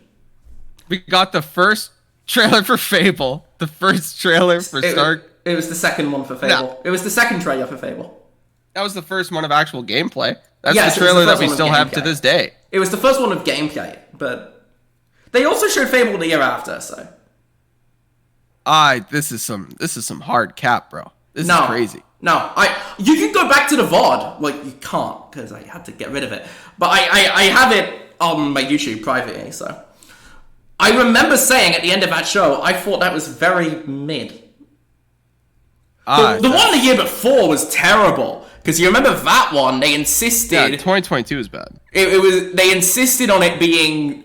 Everything was coming out on Game Pass in a year. In the next year. And then the big thing they showed off was Redfall and Starfield, and one of them did not come out in that year, and the other one was terrible. Yeah, that was when they were on their bullshit right there. That one was terrible. 2021's was out good. In a year. 2021's was good. They showed Halo, Forza, Outer Worlds 2, Plague Tale Requiem, Far Cry 6, Atomic Heart. The 2021's was good. But 2021's and 2024's was good, but I did not like 22's or 23's. Oh, that was a lot of cap. That was crazy. That was crazy. That was crazy cap. No. That was crazy. No. Crazy cap on your part there, bro. No, sorry. Like, they showed third-party stuff off. Fucking at the beginning of the episode, we're like, man, thank God Sony showed off third-party stuff. It was a great show. First off. You were the one that said, thank God they showed third party stuff. Yeah, I said that. You were the one who said that. Thank God. Thank God. So they actually showed games that are worth fucking buying. Like I said, even if we count third party, the only two games there that would immediately grab my attention were Star Wars Outlaws and Clockwork Revolution. Clockwork Revolution's first party. I said even if we're counting third party, the only two in total. Yeah, that's because you don't play good games like Metaphor and Persona. They didn't show off Persona. They showed a remake of Persona. They didn't show like a new Persona. Persona 3 Reload. Didn't you not like that? It was fantastic. No, I love Persona 3. Oh, I the Persona of the Persona games, 3 is my least favorite, but being the least favorite. I vaguely remember you shitting on it. Okay, whatever. Yeah, it's Persona 3. I've been shitting on Persona 3. But I remember I was also really disappointed because I was looking forward to Avowed, and then I saw it for the first time, and I was like, this does not look good. I love the cap. There's some hard cap there. Dude! Crazy. I remember arguing with you on this, because in 2023, you were saying it looked good, and I'm like, I don't like the look of this. And then you played it, and you said, nah, it sucked, actually. Yeah, there's some Capplebees going on right now. Wow. Why do you like this? Why do you like this? Oh, that's because I don't cap.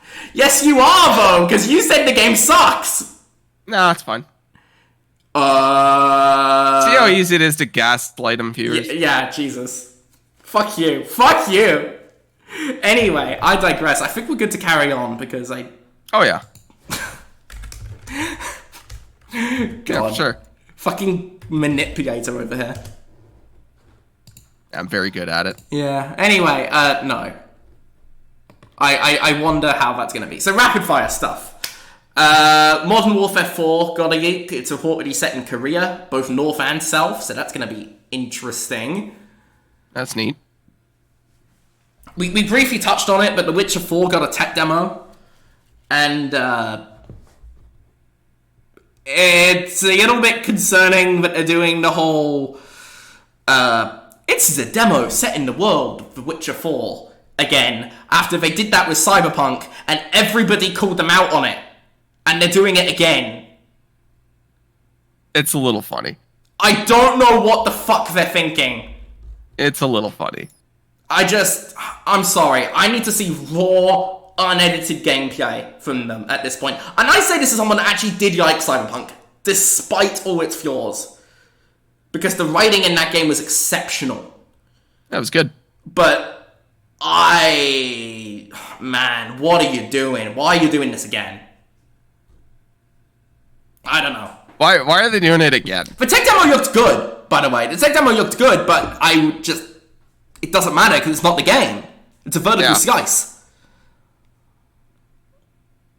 It's very funny. It's very weird. Witcher 3 is getting cross-platform mod support, so that's cool. That's cool. It's the final update for The Witcher 3, apparently. And also, The Witcher 3 passed 60 million units sold. Jesus. So, that's Skyrim numbers up there. Yeah. Big success.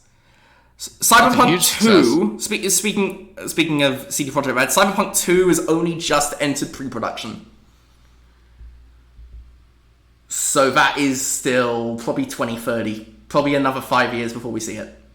And gonna be a banger. Probably gonna be a banger. Although it's being made by their new Boston studio, not by their Polish one. Oh, that kind of... I think they have some people that moved to Boston from Poland that were on the team. Could still be really good. Yeah, it'll probably still be good. But it's not their A-team. Their A-team's making The Witcher 4. After what we experienced with Cyberpunk, though. True! Maybe the B-team's actually the good people. Maybe the B-team... Maybe the B-team's alright, you know? Yeah. Maybe we like the B-team. Speaking of Cyberpunk, the Phantom Liberty DLC passed 10 million units sold, which is quite notable given how bad the reputation of Cyberpunk was before Phantom Liberty came out. Yeah. They still managed to sell 10 million units of the DLC. They previously announced that the game itself had passed 30 million, so... Yeah, it's nice to see that they're doing well.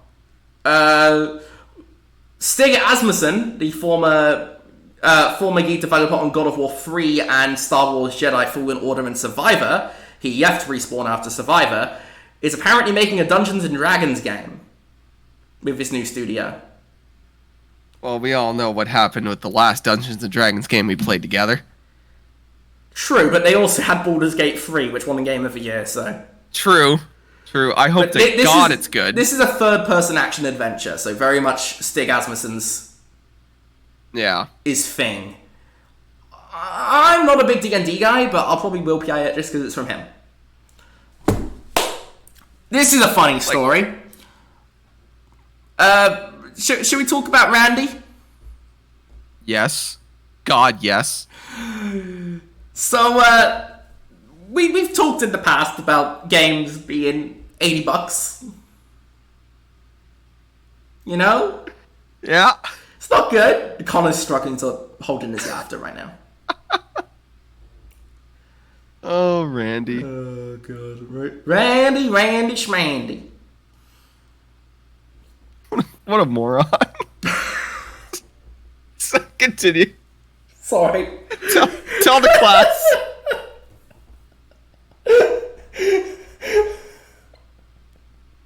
I haven't even said it yet. Tell the class. Tell the class Randy's amazing. The game's $80.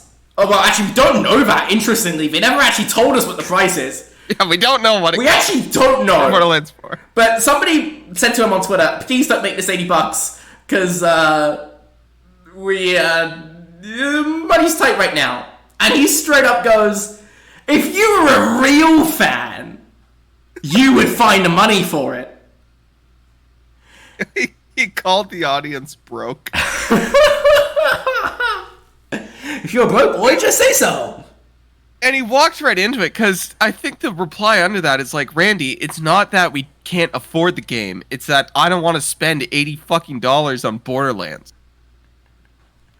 It's true. I don't want to spend $80 American. It's like $120 Canadian. I'm not buying it. Yeah, Like, I know. But I'm not buying it. The conversation of $80 games is a complicated one, and we've been into it on previous podcast episodes. I do understand that the price of game development has skyrocketed, but if you're to do this, if you are to charge more for your product, you need to be very delicate with the way you handle it. Yeah, and it's and not like this is there's the polar people... opposite of delicacy.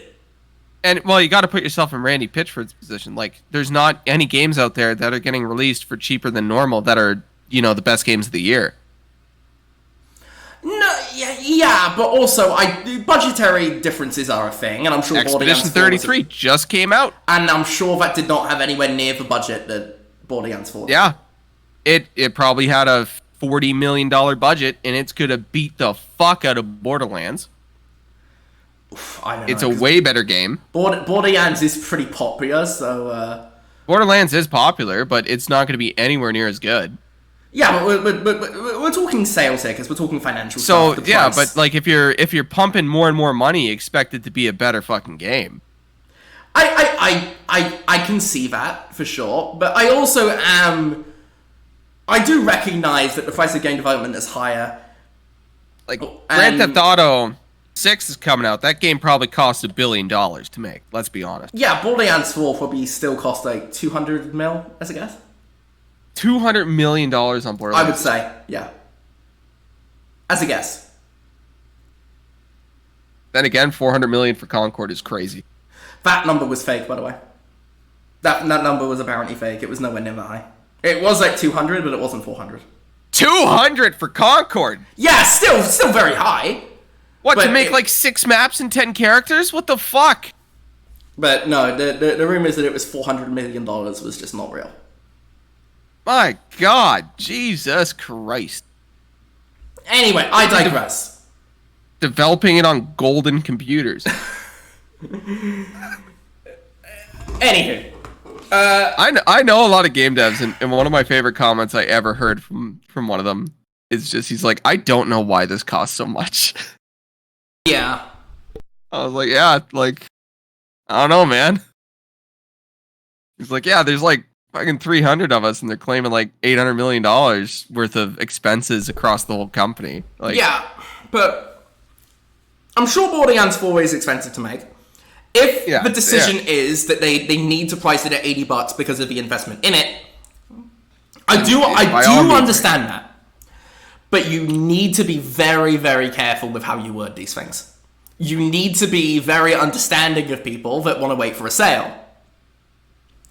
Saying you're not a real fan if you don't spend $80 on your game is fucking crazy. Yeah, here's a crazy one. Borderlands 3, the budget for it was around $140 million. And Epic Games paid $146 million to make it exclusive. Yeah, they did. Their whole fucking dev budget. Yeah.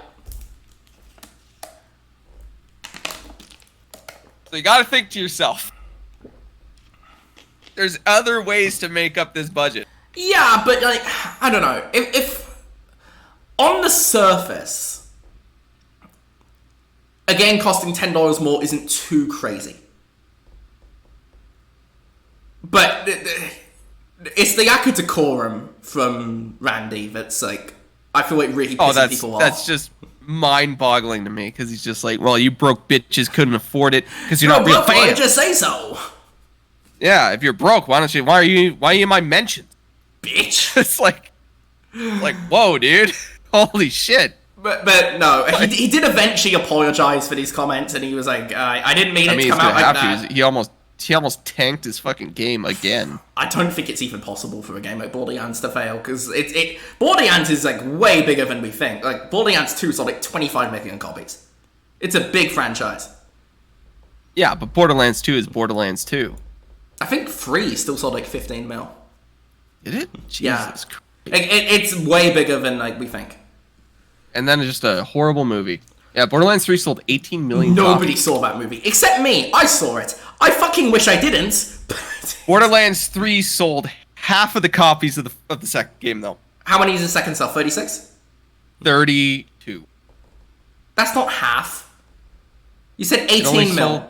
18, yeah. That's more than half. 16 is half. Anyway, I digress. He did say he fucked up. He's like, yeah, no, shouldn't have said that. I fucked up, guys. Yeah, no shit, Randy. I didn't mean it to come off like that, but I didn't mean to call you guys broke, but like, just if you are, just say so. Anyway, moving on. A rematch is coming out in a couple of weeks, and we're gonna play that, right? I think you said you wanted to. It's on Game Pass. Sorry, so. what? Are you gonna install Rematch? We'll maybe do a stream of it together. Yeah, I think so. I think it'd be fun. It's on Game Pass, so it's coming out. I think it's coming out June 19th, but June 16th for the early access, and I've pre-ordered the early access because it's only like $10. So that'll be fun. Yeah. Apparently, there's gonna be real footballers in the game. Odd. Which is cool. I think that's cool. I think it's cool that I can like make my character into Ronaldinho or whatever. Well, if you want to play as Ronaldo, you could just play some... Ronaldinho. You could just switch over into playing fighting games. I know, wrong guy. Kobe Mainu, Cunt Chief, and Marc-Andre ter Stegen are also playable characters. I don't know who any of these people are. Kobe Mainu plays for Man United, so cunt. Marc-Andre ter Stegen is the goalkeeper for Man Barcelona. United like the enemy team of your team? Yeah, they're our biggest rivals. Oh, okay. And do you like get together and have pillow fights, or like? Fuck you. But no. Those are the only 3 that we know of being in the game. Hopefully we get some good footballers, with no offense intended to Ronaldinho, who is actually decent. It was more shot at the other 2. Will we see Erling Haaland? Because if so, I will be playing as him the whole fucking time. I have no idea who these people are. You're just saying names. Okay, well, fuck you. These aren't real people. Well, they are. But anyway, I wanted to mention this because obviously it was an excuse to talk about football. Yeah, you're big into the football. Also, the beta had 1.9 million players. That's crazy. That's really good. For a beta. That's really good. So, it was one of the most played games on Steam. It's gonna be big. This could be the biggest game of the year in terms of player base. I don't know. I could see it. You underestimate how much people were into football, and they want a game that isn't Bungie's got FIFA. a shot, man. True, marathon, yeah. True. But no, talking seriously, I do think this is going to be way bigger than people think. Bungie could do it, man. I believe in them. Anyway, moving on. There was a Warhammer showcase, which there isn't really much to talk about, but I feel like we can just briefly bring it up. I like Warhammer. Space Marine's coming to Game Pass. Yeah, Space Marine 1 is coming to Game Pass. Which is interesting, because it's not coming to PS5, the remaster. It's coming to Xbox and Game Pass, but not PS5. Which is very weird, given that even Microsoft's own games are going on PS5, but this one random remaster is not. Yeah, it is actually kind of strange. It's very bizarre. I wonder if it's like a development reason. The PS5 port's just delayed, and they just haven't announced it yet. They announced Bolt Gun 2. I've heard the first Bolt Gun's very good. An update for Space Marine 2's Siege Mode. Siege Mode is a new mode, which is being added to Space Marine 2. Dark Tide's getting a DLC. Mechanicus 2, which I think is like a RTS or something. Road Trader, which is like an RTS or something. There's a bolt gun typing game, which is kind of funny. Yeah, it's kind of cool.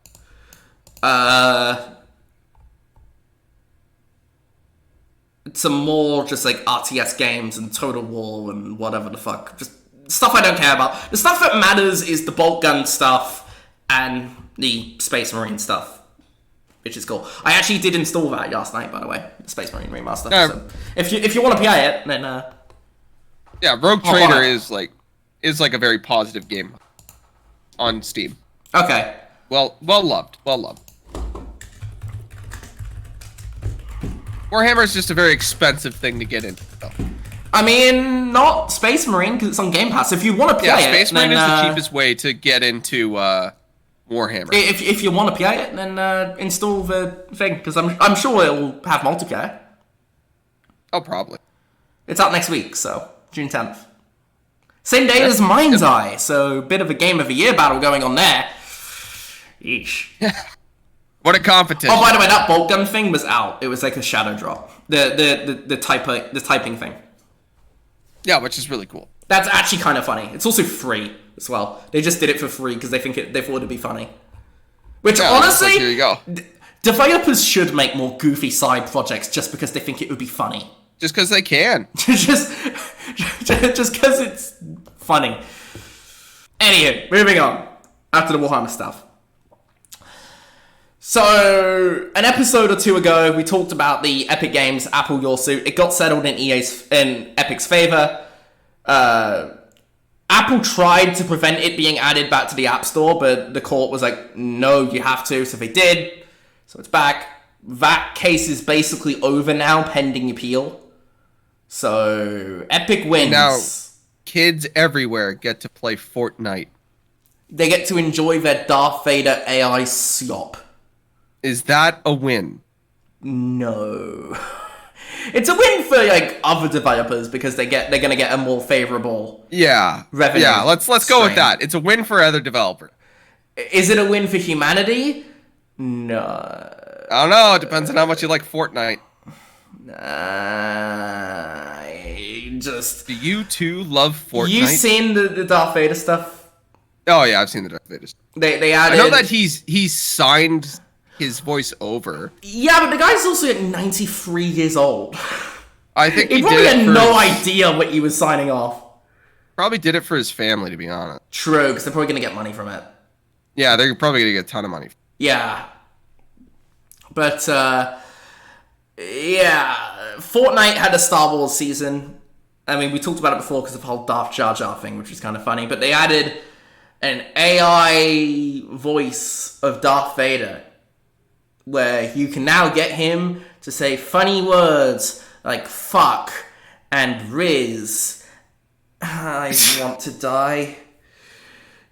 It's very funny to me. It's just so ridiculous. I just hate AI. I genuinely hate generative AI, and I think that it's by the way, they're also getting sued for this by the Voice Actors Guild, because it's basically breaking the strike by going against, because the Video Game Voice Actors Guild is on strike. SAG, I think, right? SAG? Yeah. They're on strike. So they are, they're mad because they're basically trying to circumvent the strike. It's just so gross. It's so gross. I hate it. Yeah, it's one way to get around the strike. Speaking of lawsuits, the FTC finally dropped the Activision Blizzard deal. Good. It only took 3 years, but they finally did it. Yeah, they finally gave up on it. Yeah, they finally gave up. After Call of Duty release. And it's really hard to say that they're not going to release it on PlayStation when it's the biggest thing on PlayStation. All their arguments just kind of died. Yeah, they did. And they were like, Microsoft's going to do all this shit. And Microsoft's like, yeah, we're not doing any of that. No. And they did do an appeal, which they lost. I think we mentioned that in the last episode. And now they've officially dropped the lawsuit. But it's just sad at the. Yeah, and I think they kind of clued into that, and they've given up. That it's over. Speaking of deals with Microsoft, they have apparently reached a preliminary deal with the ZeniMax QA union, which is good. Oh yeah, I heard about that. Some bad news with Microsoft is that Call of Duty Black Ops 6 now has ads in a loadout screen. That's grim. That's fucking grim. $80 game with microtransactions, but apparently there's ads for in-game bundles in the loadout menu. It just keeps getting worse. Man. It just keeps going down more and more. Did you buy a Switch too? Yeah, I did. You did? I did. Okay. How is it? I haven't used it. Have you booted it up yet? No, I woke up and did the podcast. Oh, okay. Oh, I thought you had one. Huh? You said you bought a Switch too? Yeah. When? Last night. Oh, okay. I thought you said you were buying one later. I was going to, but a spot freed up and they called me. Okay.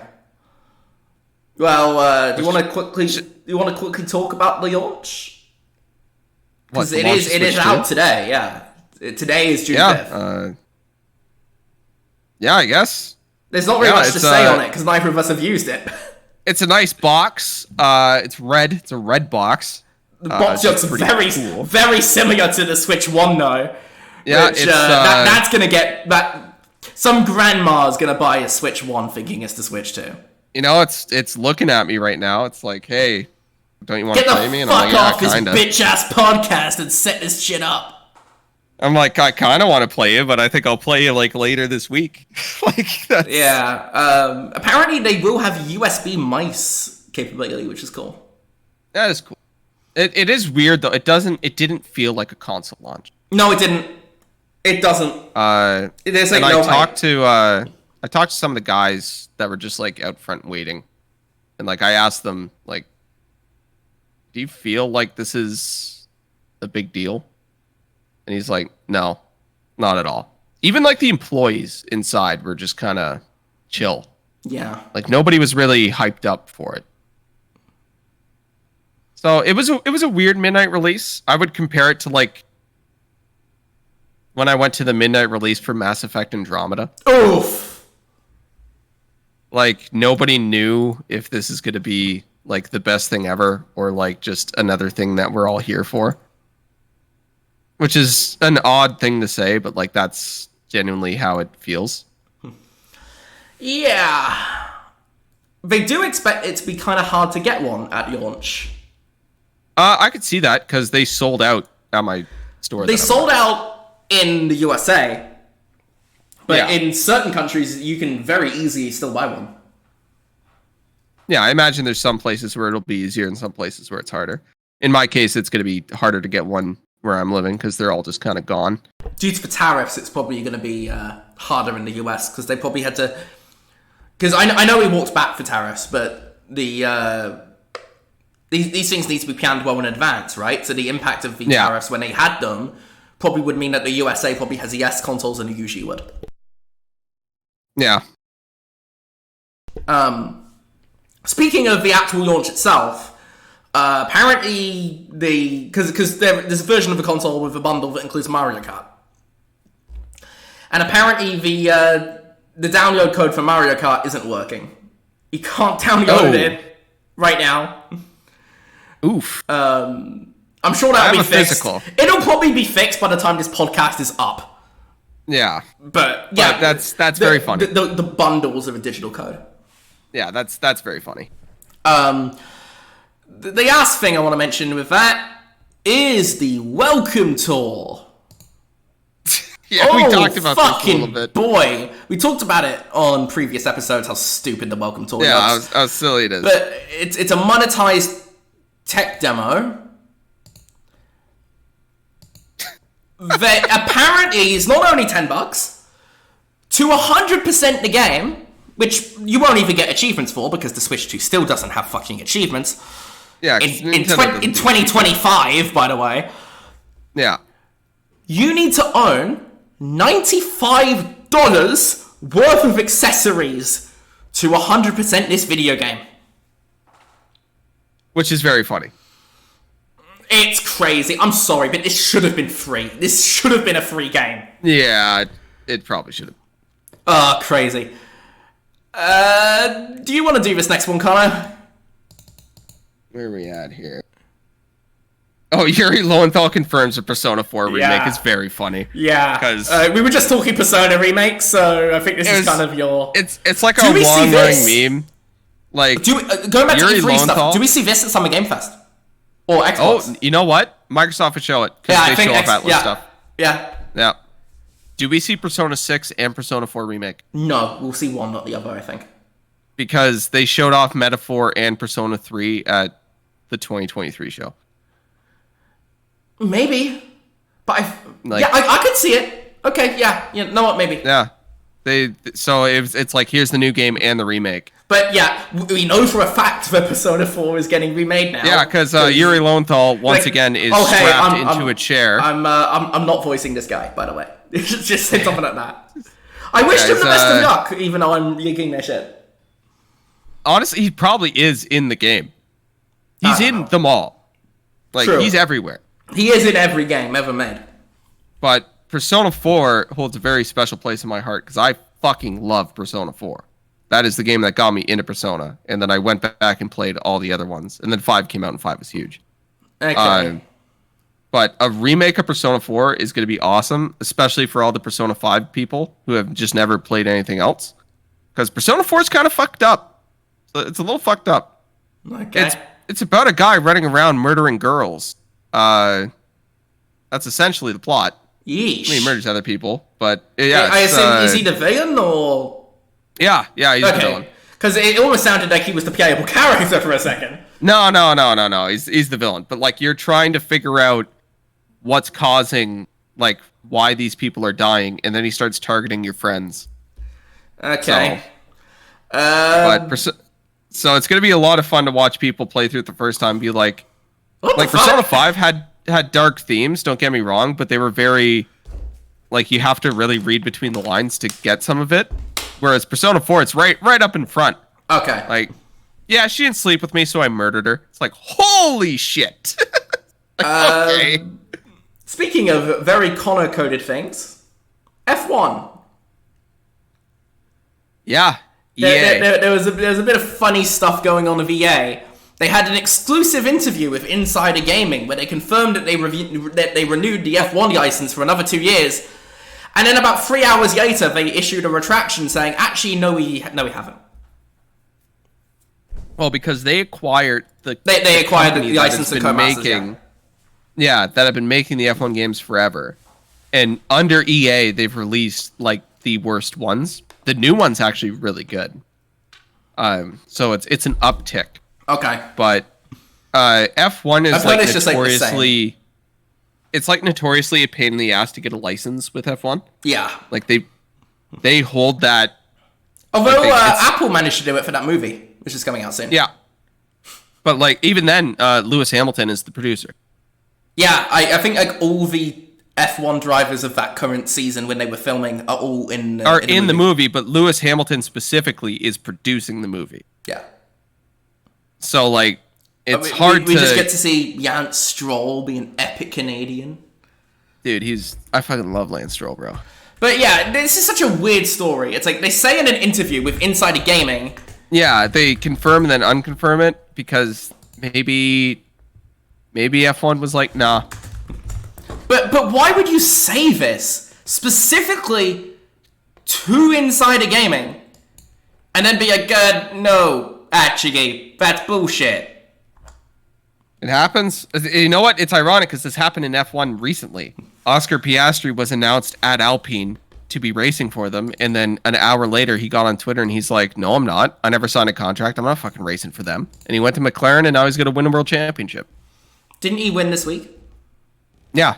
He's the first place right now. Montreal's next in up, the championship. Right? Sorry? Montreal's next up, right? Yeah, it's Canada. So it's funny that this has now happened twice recently with F1 specifically. Okay. Something getting announced and then like an hour later being like, yeah, not really though. Maybe not. No. Shall we carry on? I think. Yeah. People Can Fly. Outriders people have unfortunately cancelled 2 projects they had in development. This is separate from the Sony game that we talked about recently, and it's also separate from the Microsoft game they had in development, which is apparently Gears of War E-Day. The game they had in development is Gears of War E-Day. They are co-developing that with the Coalition. Yeah, I think this is just a case of spreading yourself too thin. No. They publicly blamed Square Enix, because they cancelled 2 games. One of which was Project Gemini, which was the game they were working for Square Enix, and they basically said, Square Enix aren't getting back to us about whether they actually want this or not, so we're making the decision for them. The other one they cancelled was Project Bifrost, which is a self-published VR game, and they cancelled that because the fact that it's a self-published VR game? Partially that, but they also said it's because of Project Gemini's cancellation, and now we're kind of just... We're trying to downsize a bit. That still fits in, exactly. Spreading yourself too thin. If you take a bad contract and you have that many people, it's going to impact much harder. Yeah. And working with Square is a bad contract. Yeah. And unfortunately, Outriders was not a commercial success. I actually did enjoy it. It was fucking I liked Outriders. Busted. It was broken, but I did enjoy it. It was so much fun. Yeah, it was like not nothing a commercial about that success. game worked. It was not a commercial success, and Square Enix are basically pulling out of the Western publishing thing, so yeah. They are going through layoffs, which is a real shame. But yeah, it sucks. It is what it is. So are Platonic, the ukulele. I can't say my L's, so you might need to help me out with this one, Connor. Yeah, it's a British problem. No, it's actually not. It's specifically my fucked up British-Canadian hybrid. Yeah, your weird little accent. Yeah, fuck you. But no, Platonic. You know the one, the Yuka one. Yeah, I know. They have layoffs. That also sucks. A few cancellations. Call of Duty Warzone Mobile is being shuttered. That came out like a year ago. Oh no. Who cares? The kids are now going to have to play Fortnite. Oh no. To be fair, that is a fate worse than death. Yeah. Fortnite. 2 other shutdowns. Both of them were previously announced, both of which we've already talked about. But Multiverses and X-Defiant both shuttered. Yeah, we've talked about this before. Multiverses shot themselves, and X-Defiant just wasn't good enough. Terrible. Just wasn't good enough. Yeah. Yeah. Just wasn't good. The guy who made X-Defiant has confirmed that he is not trying to get another job elsewhere in the industry. He's just moving on from video games. Yeah. So, honestly, X-Defiant wasn't too bad. It just didn't have retention. I'll tell you something that will be at Summer Game Fest, which we didn't mention in the E3 predictions. Splitgate 2, because it is coming out right after the show, apparently. It is coming out on Friday. After Summer Game Fest. I enjoyed Splitgate. You're cutting in and out. We played it together. No, we didn't. I played it without you. What, Splitgate? Mm-hmm. Am I thinking of the right game? Yeah, we didn't play it together. Oh, maybe it was Riley I played it with? I don't know. I don't know. But I played it with somebody and I didn't like it. I enjoyed it, so. I was like, this is just, yeah. Okay. Yeah. Anywho, it's the sequel's out Friday, so cool. Pokemon. Hopefully it's better. I'll play it. Pokemon Legends ZA has a release date in October 16th. That is the reason I have a Switch. Switch 2 or Switch 1? Switch it's on 2. Both. But it's probably gonna run like ass on the Switch 1. Yep. It's getting a Pokemon Presents in GI. I don't care. Yep. I'm sorry. And Pokemon it's still the biggest shit in the world, man. Quick sales numbers and movie stuff to wrap up, and then we could do the what you've been playing stuff, so you can finally talk 33. Yeah. I think we could probably fit it in this pod, right? Maybe, yeah. Because it's only like 244. Yeah, we should be good. Last of Us 2 Remastered sold 2 million units specifically during the run of the show. So this doesn't count... during the run of the show. This doesn't count before the show.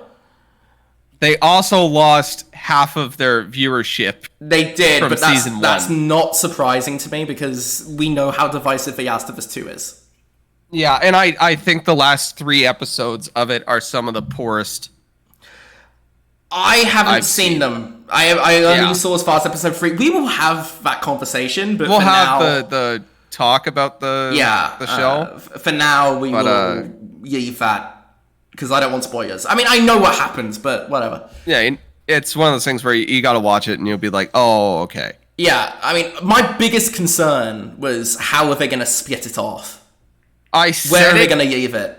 I said it back in an earlier podcast. And the point stands more now.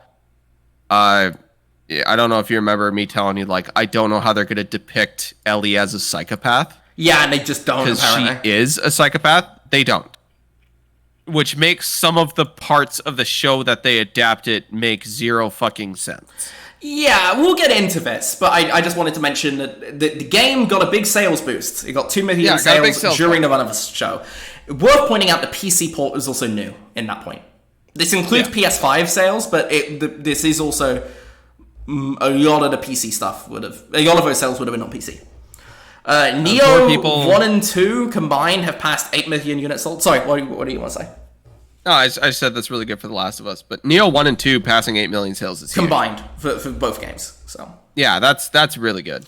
So nicely timed announcement for Neo 3. Atomic Heart has passed 10 million players, which includes Game Pass. That's good. Yeah, that's good. Yeah. Expedition 33 has passed 3.3 million sales in 33 days. That's crazy. Which is such a funny headline. 3.3 million sales in 33 days.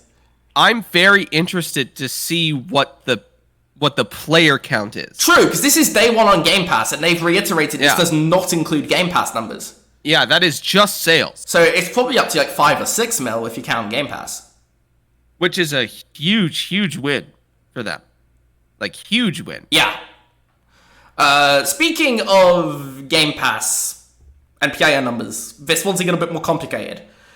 Doom the Dark Ages passed 3 million players, which is the highest player count for any Doom game. Yep. But apparently, like, 80% of those were on Game Pass. The game only sold 200 million... Sorry, 200 million. The game only sold 200 million. 200,000 on PlayStation 5, which is very relevant because they spent a lot of time marketing it was on the PS5. Yeah. They only sold 400k on Steam and 200k on Xbox. I've said this on a previous podcast, is that Doom is a PC game. It really but it didn't even sell well on Steam. I know, but like, I don't think it would sell well on PlayStation comparatively. I get just because that, it's but not a were PlayStation they were game. marketing it very heavily. They were. I think it was a wasted marketing budget. Probably. Because Doom is very PC coded. Absolutely. Yeah. But even then, they only sold like 400k on Steam. Which is crazy. Peak Steam numbers were only like a third of Eternal. Although, caveat, Eternal came out March 2020. COVID. Lockdown. Yeah. Caveat. COVID lockdown. Game Pass wasn't really. The fuck else were you going to spend money on? Yeah, like what were you going to do? It had decent numbers. I'm not going to pretend 3 million players is bad, but also, I think they probably were hoping for better sales. Because, I mean, I can't imagine it was that cheap to make. Yeah. Because I imagine the budget for that one's like... I'm assuming it was expensive. One final sales figure. Elden Ring Night Rain came out last week and had a big launch weekend. 3.5 million units shipped. Not necessarily sold, but nowadays most of these things are digital, so there's probably not too much of a difference. And that's also just an insane number. Shows the power of the IP. Yeah. Shows the power of the IP. It really does. Because, that is crazy. Speaking of the Elden Ring IP, the rumored Alex Garland Elden Ring movie that we talked about in the last episode is real. It's real. It's happening. And it's going to be terrible. I'm sorry.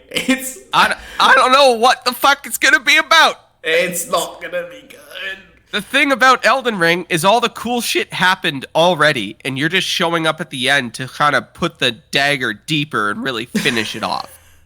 That's the whole plot. Everybody had a big punch fight, and they all lost. Nobody won. And then you show up, and you're like, I think I got this, guys. And that is the plot of Elden Ring. So I don't know what it's going to be about. I'm surprised that they're not just doing an anime, because I know Death Stranding is getting an anime. Yeah, we were going to talk about that. So obviously, Connor, very big Death Stranding hater. So Kojima, in his infinite wisdom, has decided there are 2 ways to get Connor into Death Stranding: anime and VTuber crossovers. Yes, and he did both of them. He did both of them. Death Stranding is getting an anime adaptation, and Death Stranding 2 is going to have a VTuber. Which is so funny to me. That she'll have a cameo similar to Jeff in Death Stranding 1. Yeah, but I just... Somebody you get the packages to. There's people that were mad about this. I'm like, it's fucking Kojima. Just let him do his thing. Like... So Connor is immediately... it's his game of the year now. I will watch the anime. I probably will not play it at launch. Oh, come on. Really, I'm not interested at all. Fine. In a way, I do get it. I think it's deliberately supposed to not be for everyone, which I think is part of why I love it so much. Yeah, that's fair.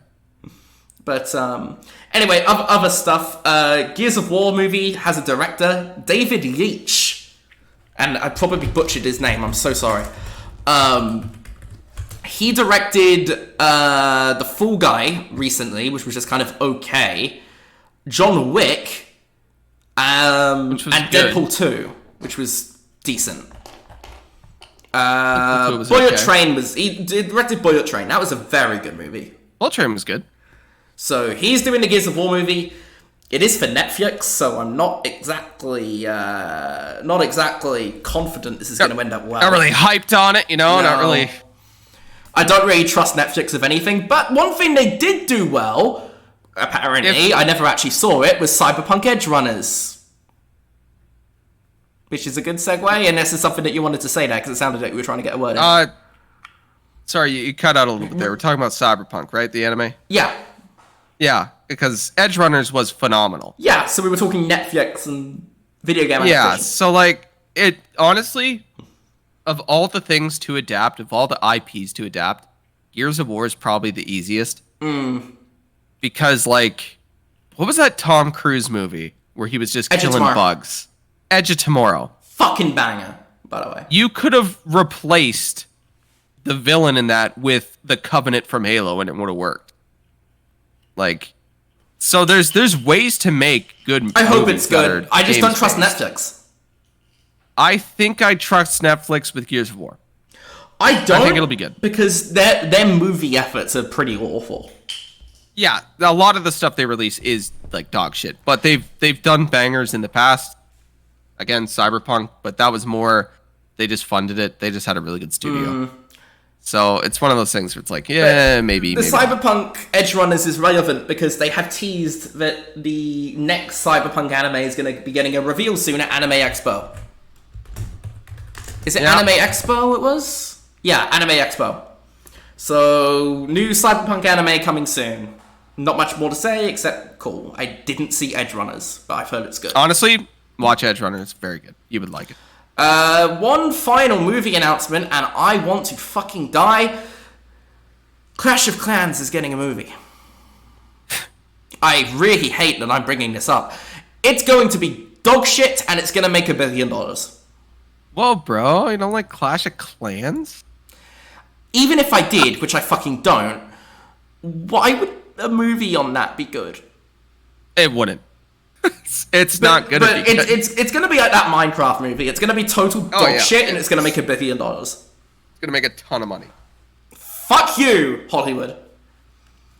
Are we done with the topics now? We've exhausted the 2 picks. Yeah. I'm still reeling about the Elden Ring movie. What's it gonna be about? What the fuck is it gonna be about? I don't know, man. Like what's their plan? You know? I don't know. It's very funny. Powerful IP, as Night Rain showed. Because Night Rain is not even being received very well. People don't even like it. Like, we both thought Night Rain was just gonna bomb, and it's... I didn't say bomb. I said I thought it would be bad. Bomb and bad are different things. It is apparently quite bad. I don't know. People are streaming it and liking it. Yeah. Well, what's the Steam numbers? It's like 72 or something. There's 200,000 people playing right now. Yeah, but look at the Steam numbers. 76. Okay, it wasn't like 72, so that's a little bit higher, but it's still very mixed. Like, it's really popular, which is very surprising. Okay. Power of the IP. Like, well, there are 100,000. Think of it this way: there are 100,000 off the numbers of peak Helldivers, which is crazy. That's a crazy number to achieve. Yeah, I mean, it's doing well. It's doing well, but the reception of this has been mixed. Yeah, it's a 77 on Metacritic. That's mixed. 77's still good for Night Rain. Yeah, but like Elden Ring's like a 96. Yeah, but the Elden Ring's a single player Souls-like. Sure, but point is, it isn't yanding as well as Elden Ring. No, it'll never be as big as Elden Ring itself, because Elden Ring, huge.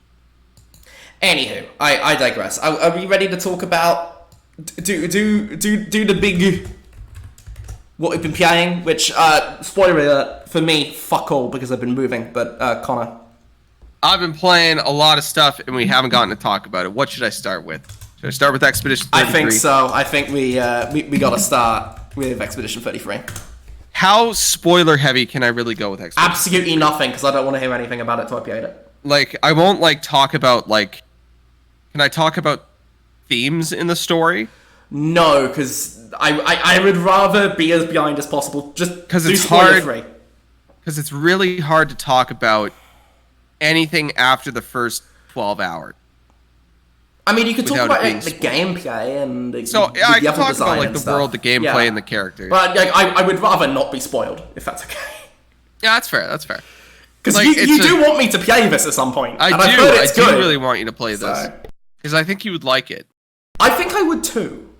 But I just don't have time right now. Although, I will have time soon. So I will say I wrapped it up pretty quick. It's like 30 hours, right? Yeah, I came in under that because you can make a honest to God, you can beat the final boss so easily because there's post-game content that you can do before the boss. Oh. It's a weird thing RPGs do. Yeah. Like if you're just playing normally and you just are going story, then it'll be tough. But if you do any side stuff, it makes it a lot easier. But anyway, so how's the game? Is it good or is it shit? I think I already know the answer to your opinion here. It's very good. It's extremely good. It's one of the best in a long time for RPG. I will say that. I remember I saw the trailer for this back at E3, and it immediately grabbed my attention. And it's like, oh shit, this could be really good. Like, it looked really good back then, and now... And then they showed it at the Xbox Developer Direct, and I'm like, oh shit, yeah, this does look really good. Yeah, which was a really good place to show it off, by the way. Yeah. Because this is a phenomenal show it alongside all the other PS5 games. Yeah. But it's... how am I going to talk about this game? I won't spoil anything. I will say the mechanics for it, the parry mechanics and the dodge mechanics. I was having an issue with the parry for a while. I think I talked to you about this. Yeah, I think you did. And it turned out to be my controller. You told me that, yeah. My poor controller. My day one Series X controller that's just beat to shit. Yeah. So I switched to a new controller and I figured it out better, but the parry mechanic and the dodge mechanic, I use dodge more than parry because I don't know, it was easier and I was just kind of playing the game. Mm-hmm. But you can easily play this game without getting hit once if you're really good at it.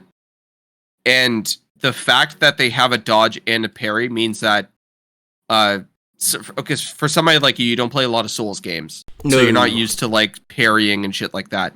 So that's why that dodge mechanic is there. And I see a lot of people talking online of like, why is there a dodge?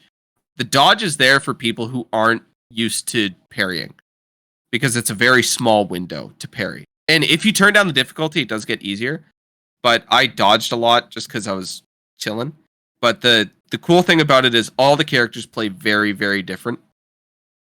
There's a big issue in a lot of JRPGs, I think to like the old Final Fantasies, where you can just stack the same jobs and they all play the same. They force you to play them very differently, which I appreciate, because I feel like it made me enjoy the characters more. I hear ya, for sure. That definitely sounds like something. Yeah, would help. You know, like Seal she's this crazy nuke, but like at least the way I built her, she was this crazy nuke. But like if she got hit once, she's just dead. So I just have to be really good with my parries. And it's super, super cool to be able to kind of get these builds going and do all this shit. And like, I'll see people who have completely different builds. That's cool. So it's one of those RPGs that makes it like not necessary to be amazing at the game, but it helps when you understand mechanic. Yeah, you know? For sure. And that's something I appreciate in RPG, especially an RPG as good as this. It is very good. The story, fantastic. I've heard the narrative is like really good. You gotta go kill this bitch. You gotta go get her. The Paintress, yeah. Yeah, and basically every year she writes a number down from. That's such a cool premise, by the way. It's like I think I mentioned Yogan's Run in one of the previous podcast episodes. It's a really, really cool. Have you seen that movie? No, I have not. You should see that movie. It's good. But it's a really cool concept, and the thing is like because the Paintress is, you know, at the end. She's so far I just away. realized this is the final level of the main story of the Astrobot footage. Oh, what, for Astrobot? Yeah, it's not like anybody really cares about spoilers for this, but I will. Yeah, everybody who's gonna play it played it. Yeah, I will. I will move. But one of the really, really cool things is that there's all these other villains that show up. Mm-hmm. Specifically, one shows up, and everything else is like creations that are in this world. But that villain that shows up is so fucking good. Okay. He's like maybe top 10 game villain. Ooh, shit. So you are very high on this. He's imposing as fuck. And every time he shows up, I knew it was going to be a generational ass whooping, you know? It's one of those. So, game good, not game shit. Game very good, game not shit. Got it. Game very, very good. I will say there is some problems I have with some stuff that happens in the story. But but that's more Golf. me like. That's more me like, this is a little like, come on, guys. Those Naughty Dog comparisons are real. There's a golf club in the game. But it's tough to be down on it when the one thing I don't like is still like, it's still better than majority of games that I play. How's the music? You know? Oh, the music's phenomenal. They found this kid on SoundCloud. Yeah. And he just decided to pen one of, if not the best video game soundtrack in like the last decade. I've heard bits and pieces of the soundtrack, and I'm like, this is good. It's so, dude, saying it's good doesn't give it enough credit. It is phenomenal. It is so good. It's, oh man, I really want to spoil this shit, but I can't.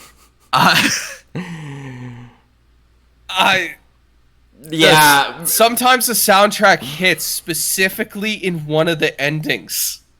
And when the music hit, no, absolutely not. We're not. Sorry. I'm not spoiling the ending, but I was like, I was like, holy fuck. There is 2 endings, by the way. Yes, I know. You can just reload a save and do the other ending, which I appreciate. Okay. I love when they do that. But the story's very good. Without. Do you get significant choice in the story? You get one big one at the end. Yeah, but do you get like choices in the lead up? No, it's all just kind of surface. Okay. So, which I wasn't expecting to have. So there a lot are of choice. choices, but it's pretty surface level. Yeah, it's just like, you know, like Assassin's Creed choices. Okay. Yeah, it's almost like Assassin's Creed choices, where it really doesn't matter. Okay. But it's gameplay wise, I really, really liked the turn-based combat that they did. It was very interesting in how they did it. The fact that you can build the characters the way you do, and the way that the enemies kind of interact sometimes is really cool. You can switch up builds pretty easily, and I also appreciate that. Like, you can just reset a build like right off the hop. Like, all right, I'm changing this up. And that's not something that happens often in JRPGs. Especially, I'm playing Metaphor right now. You're pretty locked into the builds that you do. Yeah. Really hard to change them. It's... How am I going to not spoil? If you don't want to spoil it, then maybe you should just kind of move on. No. I can talk about it without spoilers, I swear. I just got to think of how to do it, you know? You got to talk, you just can't talk about it. Yeah, I can talk about it. It's just at the same time I can't talk about it. I'll just keep to Act 1. Act 1 is basically, like, you get onto this island, and you're trying to make your way to the Paintress. This time, their plan is they got this, like, machine that can kind of condense all this magic into, well, it's called Chroma. They can condense it and use it to power themselves up, which is your... Like, this, I'd much rather not be knowing.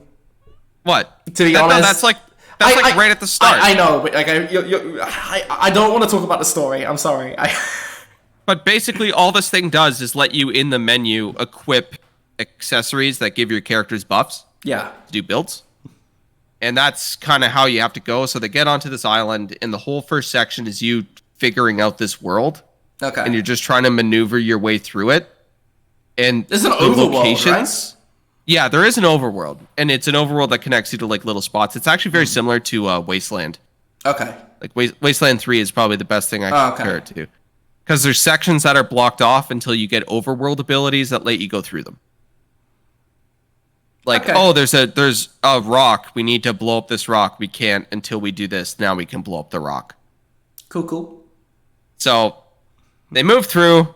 You discover like all these really cool areas, and like the art design in this game is like phenomenal. Yeah, I can tell that even from the trailers.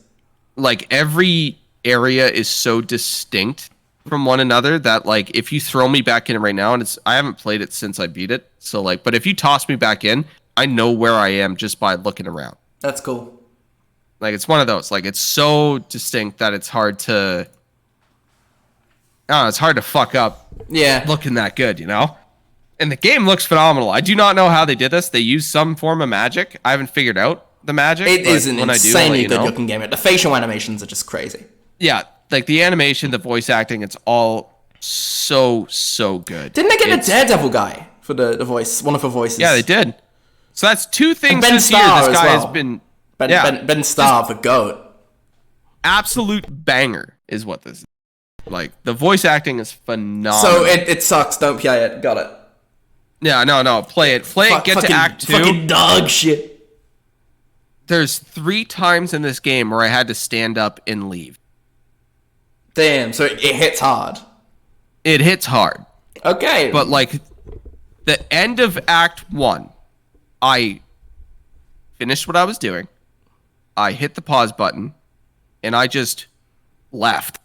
Like, I walked this upstairs. Shit, dog shit, I'm out. I walked upstairs. I called my girlfriend. I was like, "You want to go out for dinner?" And I went out for dinner. And I came back like 5 hours later. I was like, I had to walk away. That's crazy. It was that good. Craziest part of this is that you have a girlfriend. I was like, I'm out. Like, I gotta not be here right now. That's crazy. You are upset, or it's just heavy. I can't spoil what happens. Okay. But yeah, it's just like a oh holy fuck moment, and that happens 3 times in this game. I would say. Okay. 3 times that happened, especially the endings. Okay. What? Is there anything else to say on this? What else you've been playing? I can't say much without spoiling. Yeah, that's the thing. I feel like if you keep going on, you're going to spoil the whole fucking thing. This is how it ends, by the way. One of those games where, like, you need more context in the story to understand, like, criticisms, and you need more context in the story to understand the praise. I will say... But overall, you think the story is good? I think the story is very good. I think there's one slip-up. Okay. And I think... Honestly, it could keep it there as long as there was a way to have another ending to counteract that one. Okay. Because it's specifically like the final 10 minutes. Yeah. Maybe go like. But are there any gameplay criticisms? There's other sections of the game where something happened, and I was like, okay, like all right, like that's what we're going with here. Okay, that's all right. I will say the boss fights, without spoiling any of them. There's some bosses where if you take care of other mini bosses in the dungeon, it makes the final boss easier. Okay. So it's completely optional, and you kind of have to like go out of your way to do it, but it's really cool that they have that in there. So like if you just get your ass whooped by a boss, you can be like, all right, maybe I need to actually do this other thing first, and then I can figure it out. Voice acting's great. Characters are great. I forget her name. She voices Shadowheart and she voices Mael. Jennifer English? Yes. She's also doing the main character in Tides of Annihilation. Well, the game they showed off at the Jeff Keighley is going to have a big smile on his face when he hands her the award. Do you think she's going to win? I think she wins.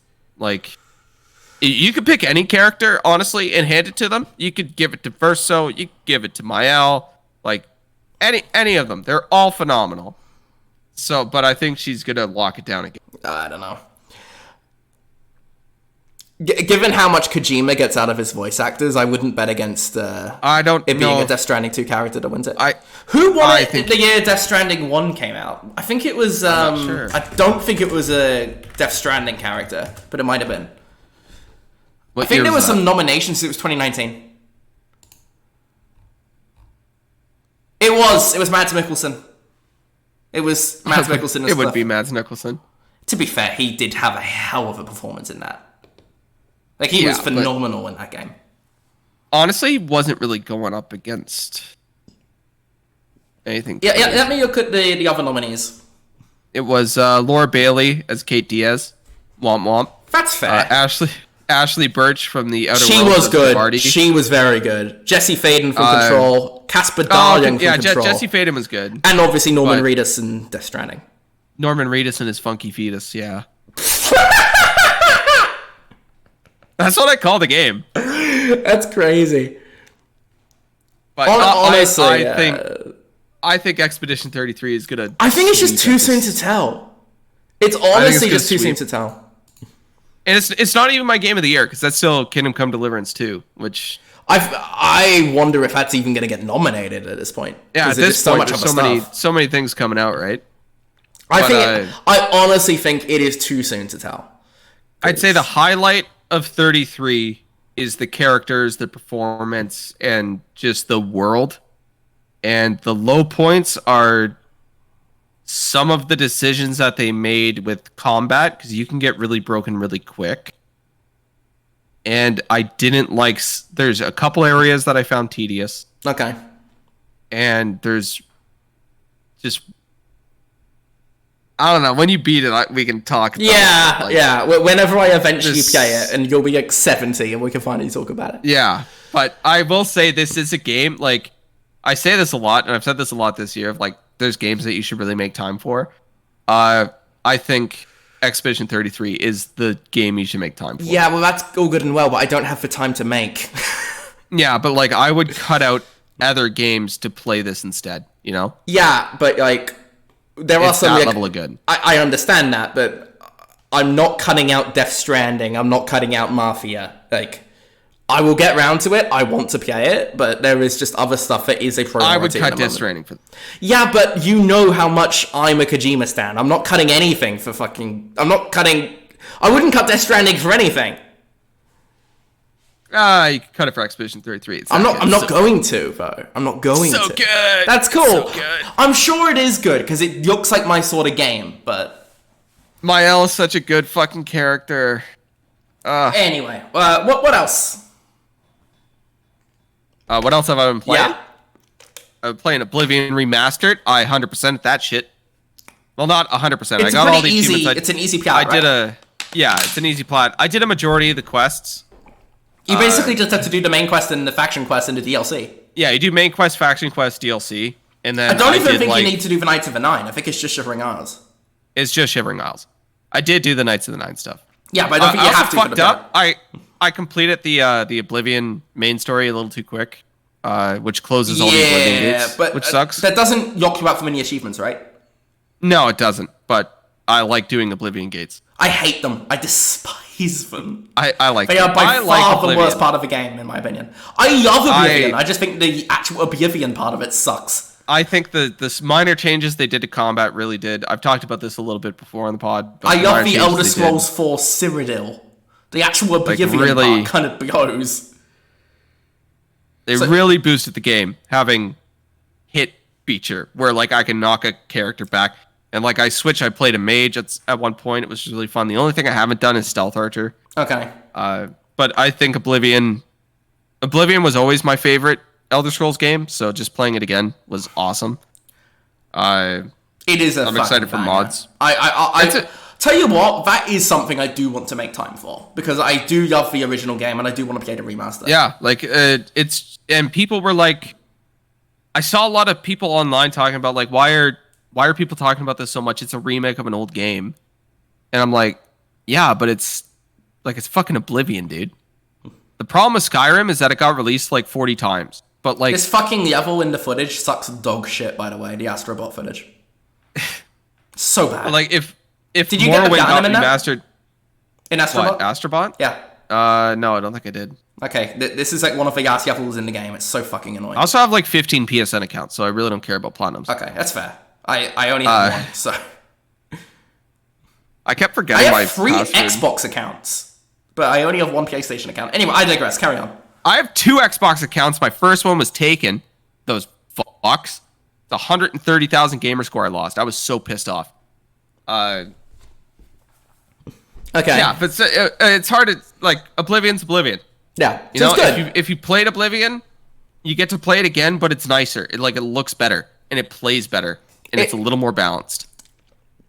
But apparently the underlying systems, with the exception of combat, the underlying systems are basically the same. Oh yeah. Even the combat's the same. They just added knockback. Yeah. It's all the same shit. I heard that they did tweak the progression a bit though? Oh yeah, they did. They definitely did. How's that? Basically, when you level up now, instead of only being able to level up points in stuff you used, you just get 12 points, and you just get to put points into whatever you want. So like back in the day, if you started the game as a sword and board, and then you like transitioned into a bow, enemies would get so strong that you couldn't damage them because you were only leveling up agility. Did they actually fix the level scaling? Because in the original game, it would be like... just by by fixing this, all they did was make it so that when you level up, you get to select your points. And by doing that, that means that, like, you're leveling up properly. Yeah. You know? And everything scales properly to you. And then you hit a point, I think it's level 24, where there's no more scaling after that. Okay. So really, once you hit level 24, the world is kind of locked in. So then you can do whatever you want as much as you want. Yeah. And like, because I switched at level 24 from using a great sword to magic, and I didn't feel the effects of that. Like, I was still able to kill enemies and do stuff, so it's good. Less broken than Skyrim. You can get really broken in Skyrim. Yeah. But Oblivion, like, there's still moments where criticisms I was like, of the remake? Criticisms? No, Yeah. It's Oblivion. Like, I don't know, the bugs are funny. Yeah. Like, I can't criticize the bugs because I'm laughing my ass off. I don't know. I watched a city guard accidentally kill a skooma addict, take the skooma out of him, and start doing skooma in the street, and then became a drug addict. And then I showed up like 10 hours later, and he was still standing there just being a junkie. That's hilarious. Like, that's so funny. I love that shit. So I like Oblivion. I like it more than Skyrim because I feel like the world is more real. Because yeah, it is definitely like walking through a town and picking up a quest because you overheard a conversation is so much more natural than walking into a place and walking up to somebody and being like, "Give me a quest," you know, or even hearing about locations from somebody talking, or robbing an NPC on the road because you know that's the day they go to Anvil to get supplies. I don't know. I like Oblivion. I like Oblivion a lot. I've also been playing a lot of Metaphor. How's that going? So I finished Expedition 33, and I was going to replay Metaphor on my PlayStation, but I could not find my power cable, so I didn't. And then it was coming out on Game Pass, and I have a sealed copy of Metaphor. By the way, the PS5 and the Xbox use the same power cable. Sorry? The PS5 and the Xbox use the same power cable. Do they fucking actually? They do, yes. I didn't actually know this until yesterday when I was setting up my PC. I am pissed off now. I do not have enough for that cable. No. For so long. I do not have enough space to have both my PS5 and my Xbox power cable there. And so I just Googled, can I use my PS5 power cable on my Xbox? And like, yeah. And I plugged in my PS5 power cable to my Xbox, and it works. It's the same power type. When did we play Splitgate together? Split Fiction is what you're thinking of. That's the confusion you had with Splitgate. Although you liked Split Fiction, didn't you? Yeah, there we go. That's why I was confused. But when did we play that together? How long ago was that? I thought March, but I thought you liked it. I like Split Fiction, yeah. I don't like Splitgate. Okay, you're just getting these confused, whatever. Yeah, that's when I lost my power cable, because originally I was gonna... Yeah, you're gonna buy the PS5 on version, PlayStation. Yeah.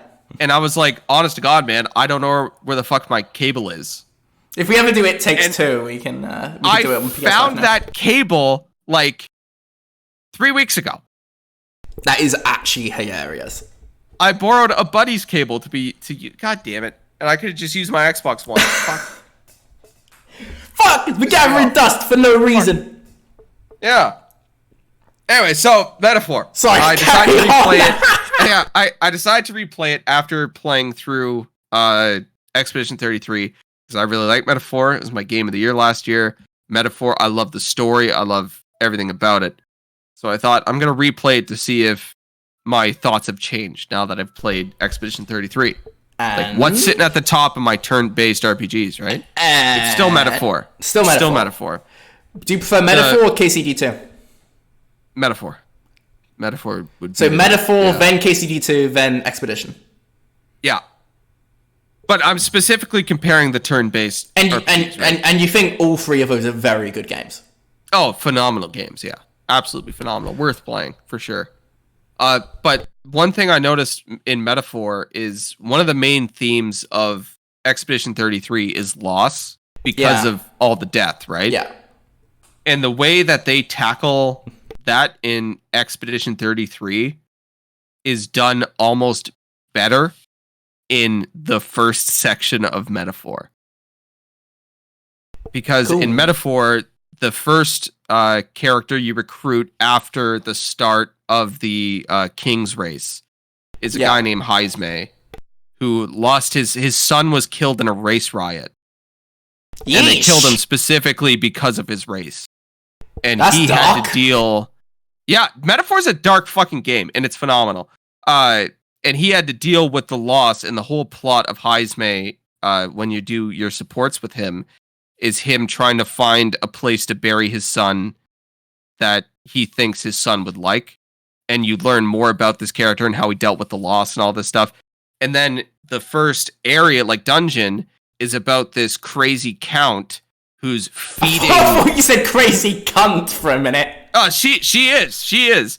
But she's feeding children to this monster that she thinks is her kid. But she lost her kid. Crazy cunt. That works. Her kid was murdered by a maid for being a half-breed. And Jesus, what the fuck is this game? And she took on this monster as her own kid and is feeding them children from the villagers. So she has to learn to deal with her loss, and Heisme eventually helps her with that. And that's the whole plot of the first section of the game. Cool. And they tackle Metaphor's the like theme of really loss. long, right? It's like a very long one.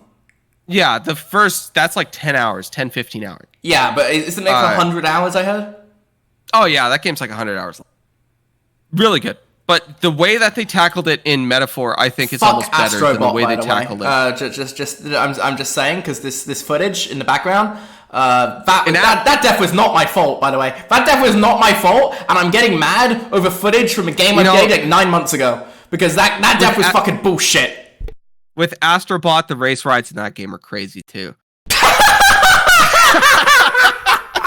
Wow! Yeah, I honestly, God, I forgot how fucked up some of the parts of Metaphor really was until, like, literally in the first section of the game, you play as a race called an Elda, which just looks like a normal human. You're just a normal guy. Okay. And you walk into the city, and, like, the first guy that sees you is like, what's a fucking disgusting Elda doing here? Get out of my sight. I'm like, oh yeah, I forgot about all the racism. Like, racism, the game! It's one of the core components of the game is that there's these, like, I think it's 8 races, and they're all very different, but they're still just people. And the whole point of the game is like they're trying to fix a broken system. And I love Metaphor, man. It's so good. Like I said during the Game of the Year stream back like a few months ago, made me a better person to play Metaphor. I love that game. And replaying it has just made me enjoy it way more. That's cool. So it still stands at the top. It is probably my favorite game of the generation. I don't know what is going to beat it. Because it's hard to beat that. MindsEye. Oh, yeah. MindsEye got a shot. There could be race riots. There could be riots. There could just be riots. Maybe that's why I predict a riot. Left. I predict a riot. He's like, yeah, we have a really good gameplay and stuff, but for some reason they put the LA riots in there, and I don't understand why we did it. So I'm just going to leave now. Yeah. Speaking of leaving now, I think that is a good point to move on. Anything else, or just those 3? I've just been playing those 3. I played a little bit of Towerborn, but not enough to really like sink my teeth How much time, like, roughly? Like an hour and a half. Okay, yeah, that's not enough. It's fun. It's honest to God worth playing if you got like an hour. Yeah, just download it, play it. It's fun. I don't really do early access stuff because I there's so many games that are out. I don't want to waste my time on things that aren't. It doesn't really feel early access. I'll just play it when it comes onto Game Pass and it's out. Yeah, that's what I mean. Like you can. Is it in Game Pass in early access? Yeah, it's on Game Pass on early access. Okay.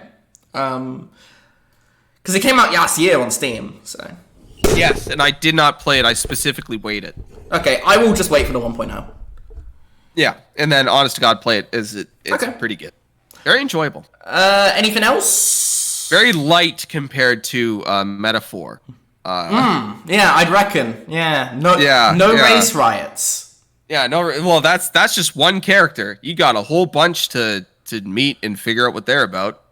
You know, and that's the best part about it. So anything else? That's all. No. Okay, I was going to say that I have played absolutely nothing in the past 3 weeks, which was true until this morning. started playing Balatro, which we were talking about Game of the Year nominees last year with Metaphor and Astrobot. Can I be honest and say I don't get the hype? I think it's fine. I think it's just a little bit too yuck-based for me, and also the music's really shit.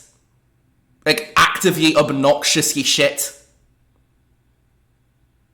There's a tried and true line with anime, which is when I call an anime your favorite YouTuber's favorite anime, which just means that it's just your okay. favorite YouTuber's favorite game. Balatro is your favorite YouTuber's favorite game. Oh. And it's not because it's the greatest game ever made. It's because it's a decent game that they can play for 20 minutes at a time. Yeah. The more busy you are in life, the better Balatro is. Because it hits dopamine. Yeah, really but hard. I find myself getting a bit frustrated by it. Because there's times when I'll use runs. It's gambling. Just completely out of my own control. Yeah. But that's the thing. It's like when I said Astrobot is the game of the year for people who didn't play a lot of games. That's not... It's probably because Astrobot was the best game they played that year. I mean, I was going to argue with you on this, but Astrobot wasn't my game of the year. Arkham Shadow was. So. Was Astrobot your game of the year? No, it wasn't. It was Arkham Shadow. There you go. So I was going to argue with you on it, so fuck you. Yeah, like the line holds up. Like, it's true. And I don't fault people for saying Astrobot was their game of the year, but when I go I still insist that Astrobot is a fantastic game, despite the fact I just said fuck Astrobot because of this one level. Game. Seeing this footage on screen is literally triggering PTSD. This fucking mission sucks. This level sucks. But the game's really good. Yeah, anyway, but I got a buddy who's like, yeah, Astrobot was my game of the year. I was like, oh, did you play Metaphor? He's like, no. I'm like, did you play Helldivers? No. But with Wukong? No. Like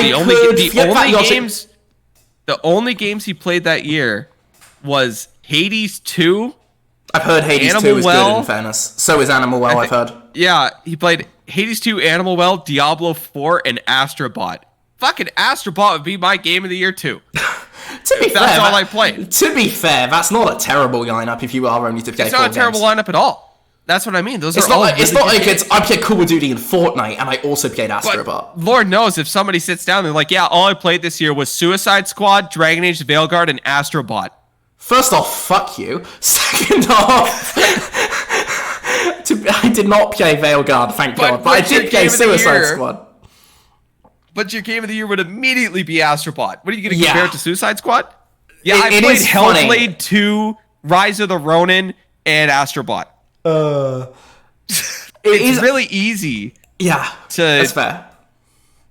To make that claim, but like for somebody who played, and this happened with IGN, and a lot of people got mad at IGN, is like all those people played all those games on that list.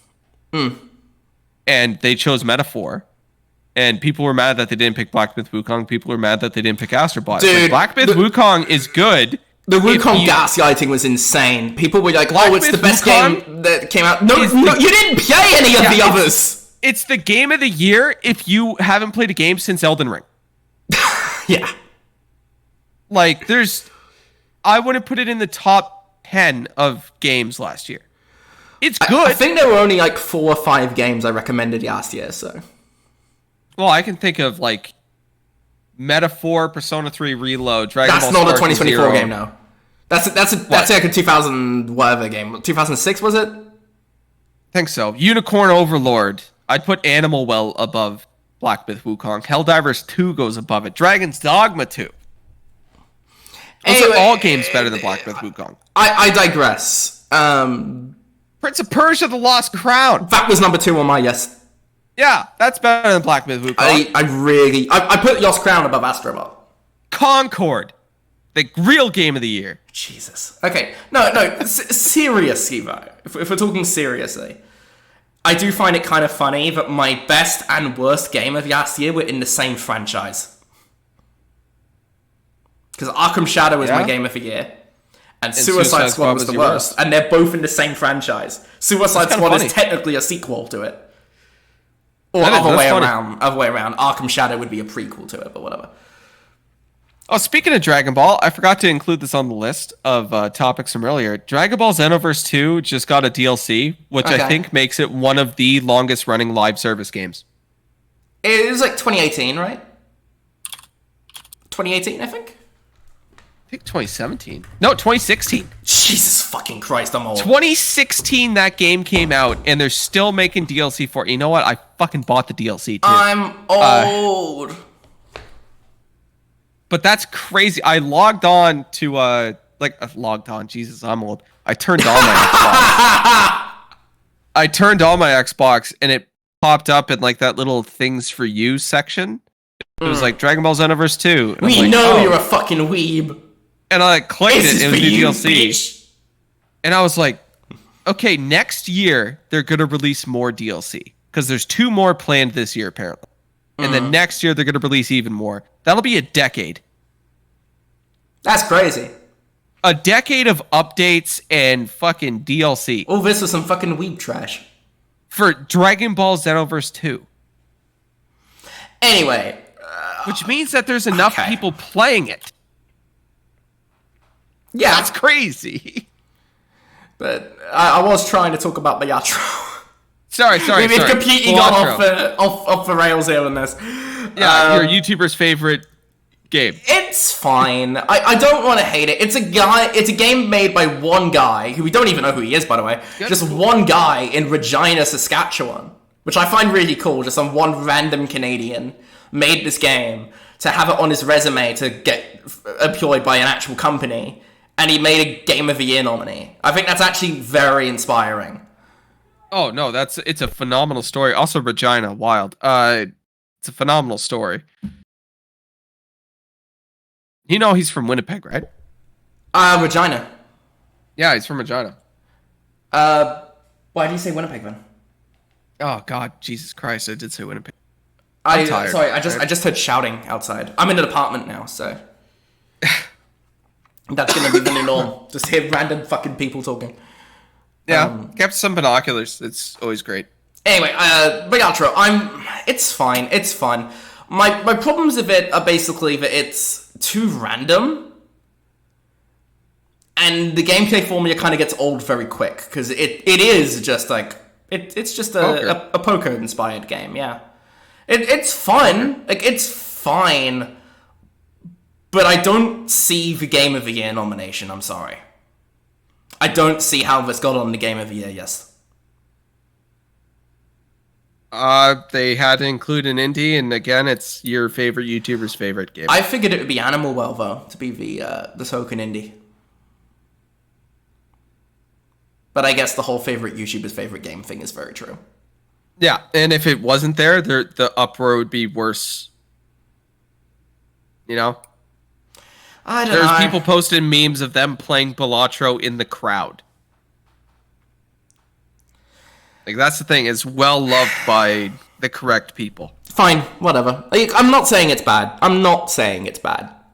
You're not saying it's bad. You're just saying it's not... It's not a 10 out of 10 masterpiece, yeah. Yeah, no, it's not life-changing. It's fine. You know, it's fun. I enjoyed it enough. It was life-changing for the dev, though. That guy's... True. And I'm happy for him. Genuinely happy for him. You know what I want to play is whatever the fuck he makes next. Didn't he get like a job at like a company? Yeah, probably. So he's probably not going to be doing another solo game. Very funny to make a ton of money off of a game. I just find it so funny that it's just one random fucking dude from Regina, Saskatchewan of all places. Yeah. Just fucking middle of nowhere, basically.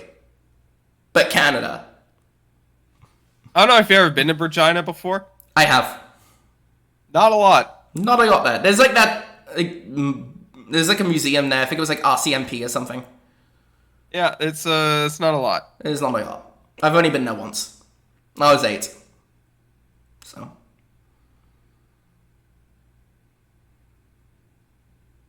Yeah, But, I mean, glad you're playing Balatro.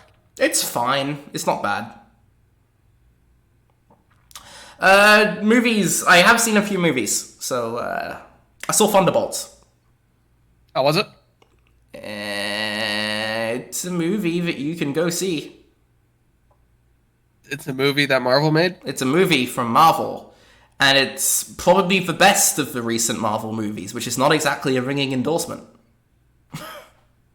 It's very average, to be honest. I was kind of bored, but it's okay. It's decent. It's fine. That's basically all I have to say on it. I honestly don't have much else to say. Any other movies? I am going through the Mission Impossible movies before I go see The Final Reckoning, because I want to be caught up on them. Oh! Which one are you in right now? Oh, fuck, what's the newest one? Final Reckoning. No, Dead Reckoning Part 1. Dead Reckoning, there we go. I got halfway through it last night, and okay. then I am still on Ghost Protocol. I'm a bit of a ways back. But I am going to go see Final Reckoning this weekend, so I'll try and binge it tomorrow. I'm going to try and see it this weekend. Probably not, though. I'm pretty busy. I do love these movies, though. They're so fucking good. I love them. I like them. I think they're good. I actually did not rewatch 1 or 2 because I just didn't have... I saw them... I was going to do a rewatch before Dead Reckoning Part 1, and I thought it was... I only got through 1 and 2, and then I just went to go see Dead Reckoning, and I never went back to it. So... I just like that... every time I watch Mission Impossible, it just makes me want to watch the Bourne Identity movies. Those are good, yeah. I fucking love Bourne Identity. I think I prefer Mission, though. I like Matt Damon. He's a cool guy. Yeah, but to be fair, Tom Cruise is very much not a cool guy. But no, I skipped 1 and 2 because I saw them like 2 years ago, and I still remember 1 and 2 pretty well. So I started with 3. So I've only seen like 1.5 movies. I only saw 3, and I saw like half of Ghost Protocol before I had to go. So I need to get on that. Mission Impossible 3 is cool. It's good. It's not my favorite in the series. I think the villain's a bit weak. It's one of the weaker ones. Yeah. Philip Seymour Hoffman does his best, but his character's just so one-dimensional. But it's fine. It's fun. I think the ending kind of sucks because they go full Iraq War metaphor, and it's like very unsubtle. But Ghost Protocol, I'm only halfway through it in the moment because, like I said, I had to go. I watched a little bit of it yesterday morning before I had to go. But love it so far. Like, very good. Also, Simon Pegg's in it, in a main role, and everything is better with Simon Pegg. I like Simon. You cut out. I said I like Simon Pegg. And that's it. I will circle back to Thunderbolts very briefly and say the stunts were pretty cool. Not as good as Mission Impossible's mind, but like it was cool. There's a certain decision that they make at the end of the movie, which I guess I could spoil because Marvel is using this in their marketing now. They made them the new Avengers, which is so stupid. I'm sorry. A bunch of fucking rejects from the worst Marvel stuff. Oh, you got this character from Black Widow, this other character from Black Widow, this other character from Black Widow, this Ant-Man and the Wasp character, this Falcon and the Winter Soldier character, this other Falcon and the Winter Soldier character. It's just... none of these characters are particularly good. And, you know... they're likable. Problem? Like, they work together as a team. I will say this is probably the strongest... sorry, let me finish. Probably the strongest part of the movie is actually the core cast, because they are likable and they're fun to watch. But... sorry, carry on. I think one of the problems with making them the new Avengers is, like, the original team of the Avengers had the Hulk on it. And Iron Man and Thor. And those are characters that are, like... world enders, you know? Yeah, like Red Guardian. And that is one of the problems I have with Marvel and why I like Daredevil so much, is that they kind of expand it really, really quick. Yeah, there's too many characters and so many of them kind of suck. Well, and the threats became too big. Yeah. It's really hard for me to care about, in Spider-Man, for instance, the Vulture. Fuck you! Why? The Vulture's amazing. No, the Vulture's really cool. But the Vulture's less cool when you can just call an Avenger. Oh, yeah, I get what you're saying. to show up at, why didn't Iron Man just go beat the fuck out of him? Honestly, it's one of those. That is a problem with every one of these recent Marvel movies. It's like, where the fuck is the Hulk? Where the fuck is Thor? These characters are still around? What the fuck? And it's one of the reasons I like Daredevil so much is because, like, they're not going to care about a gangster in New York. Captain Marvel, for God's sake. She's, like, more powerful than, like, all of them, but she just doesn't give a shit. She could two-tap literally anything. Yeah. The movie's okay, though. It's fine. But we went from, like, Iron Man 1, where the villain was a dude in another Iron Man suit, to Thanos really fucking quick. Yeah. I actually did enjoy the Thanos movies, though. Oh, no, I'm not saying they're bad. I'm saying Aaron Rodgers is signing with the Pittsburgh Steelers. Oh. Ooh, funny. Oof. Big oof. Sorry. Anyway, Actually, anything else? You know who else might get an award? Who's the voice actor for Clive from Final Fantasy 16? Ben Starr. He plays a character called Verso in Expedition. Yeah, you said Verso could get the award. Yeah, give him the award. Anyway, anything else you've been watching? I'm watching Initial D with my girlfriend. That's it. Initial D. What the fuck is that? See, never heard of Initial D, baby? No. Shit. Initial D is a street racing anime. Okay. It's about a bunch of guys that race downhill on a mountain. It's really good. Very good. It's actually more about depression, but it's very good. It's about this little depressed kid that discovers he enjoys racing. It's funny that I actually had no idea you were rewatching the Mission Impossible movies, and we ended up doing the same thing. Initial D is huge. I've never heard of it. That's crazy. You should watch Initial D. Yeah, okay. That shit slaps. We done here, I reckon? I believe so. Think we covered everything. Think so, yeah. So, let me just double check to see if nothing has happened in the past 3 hours worth mentioning. Cyberpunk confirmed an update for the end of this month. Yeah, the next podcast that we'll do will be post E3, so we'll have a ton of stuff to talk about. So yeah, we'll have loads of stuff. It will be the post E3 pod. We can see how fucking wrong our E3 predictions were. And we're streaming tomorrow. Yes. And we basically combined 2 podcasts into one, which is good. Yeah. So we're up to date with the news. And yeah. And also next podcast we can talk rematch because that will be out by then. So yeah, it's awesome. Yeah, cool. But basically the only news that has dropped in the past 3 hours is that Cyberpunk's getting another patch. So I don't care. Don't care. We're done. Okay. Thank you guys for joining us for episode 8 of the Freezing Gamers podcast. This should be going up tonight or tomorrow. So after that, we will be... Connor, can you not hear me? I can hear you. Okay, it's just not... Discord's not updating, whatever.